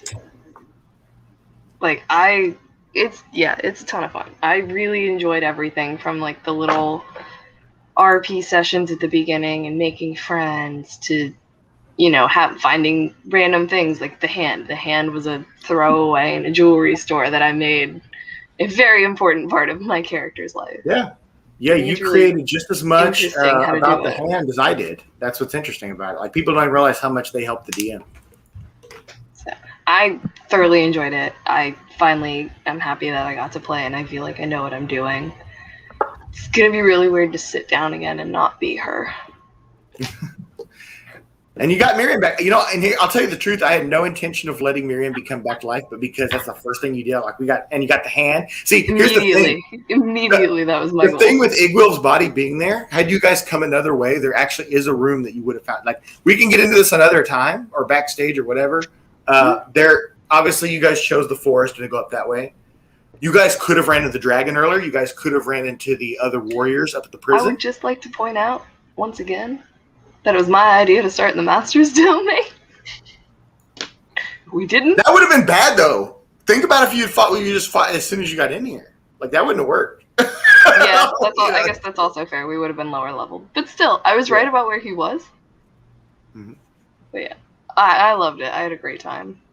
Awesome. It's gonna be weird playing with people around here that aren't you guys. I look forward to hearing about it, though. And we're going to play more. We're going to do a one-shot here. Like, just give me a week to hang out or whatever. And then I hope at some point, too, I can at least bring Talia and Miriam back. Maybe just Talia. There's no reason you can't. You could take those to other people. Oh, no, I mean, like, this version of this character. Mm-hmm. All right, well, let's hear from Lewis, who had played a little bit before but never really did something like this. So you're kind of in the middle of the road of these four. Yeah, nothing close to this. I mean, I'm not even going to count any previous experience after going through a campaign like this because almost 100 hours, I think. Jeez. Yeah, I can't believe it, man. I mean, I had a ton of fun. I really, really appreciate this group and the amount of effort and fun and just ridiculousness everyone put into this. I mean, what can I say? I'm upset it's over. I mean, yeah. Looking forward to the next one. Sticking out and making it to almost every one of them. Like, I have no problem with people missing them, but you guys made it to I think Caroline missed one or two. Yeah, you missed two, and Phil, you missed 2. I think I missed 2, yeah. Nola, you missed 1. Yeah, and then you ended up coming in anyway on that one. That was one of the best games too. That was insane. Yeah. I gotta say so if you have any last comments, just thanks for putting this together and for convincing us all to play. Sexist men. No. Sorry, I couldn't hear. It sounded like there was a woman talking. Girls game. That's a weird looking kitchen. Ulfgar is the only one who actually cooks well. Yeah. I don't belong in the kitchen. No, so I'm going to say some final comments on this. Killed some people. All right. First of all, I truly am amazed that you guys did this well and did not get fucked up beyond belief, because I have never played with a group who has not gotten closer to death than you guys did.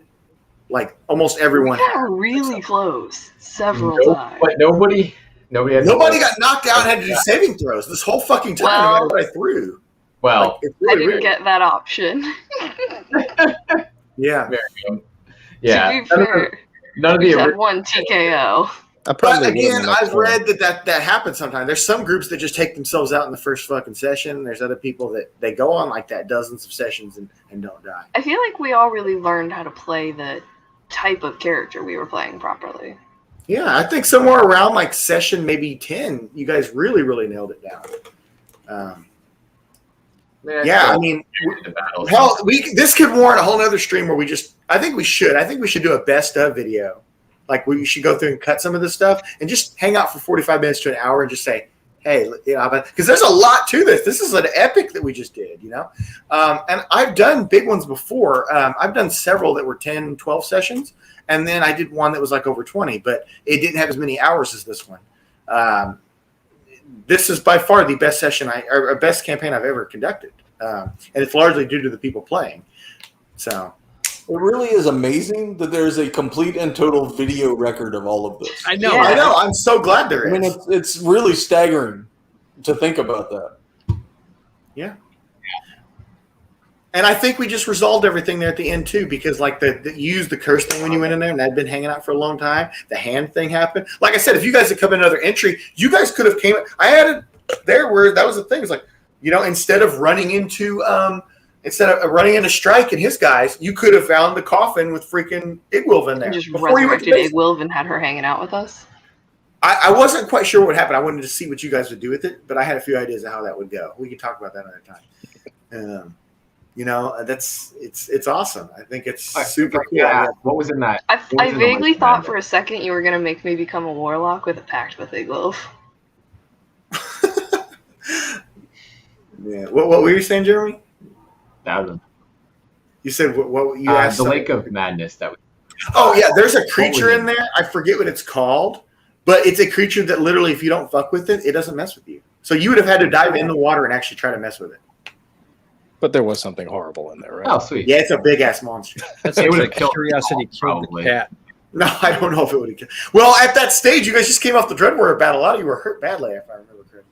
Somebody could have died. So if we had confused that for a healing pool, would that have been enough to disturb it? I don't know. We'd have to roll on that.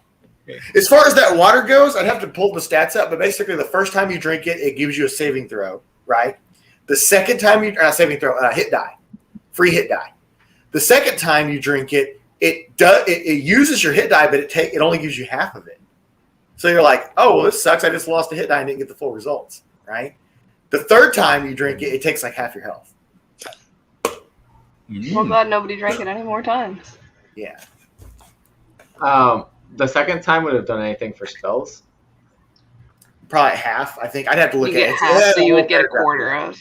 Yeah. Half of a half. Yeah. Like I've gotten like a level 1 or 2 spot. What about the other pool would have killed you, right? I don't remember. I'd have to look. Okay. The pool. There's a lot to the Doomvault, guys. You guys only did like 20 rooms of the Doomvault. There's 115 of them. I'm glad you gave us an advanced look at that map so we could just... Yeah.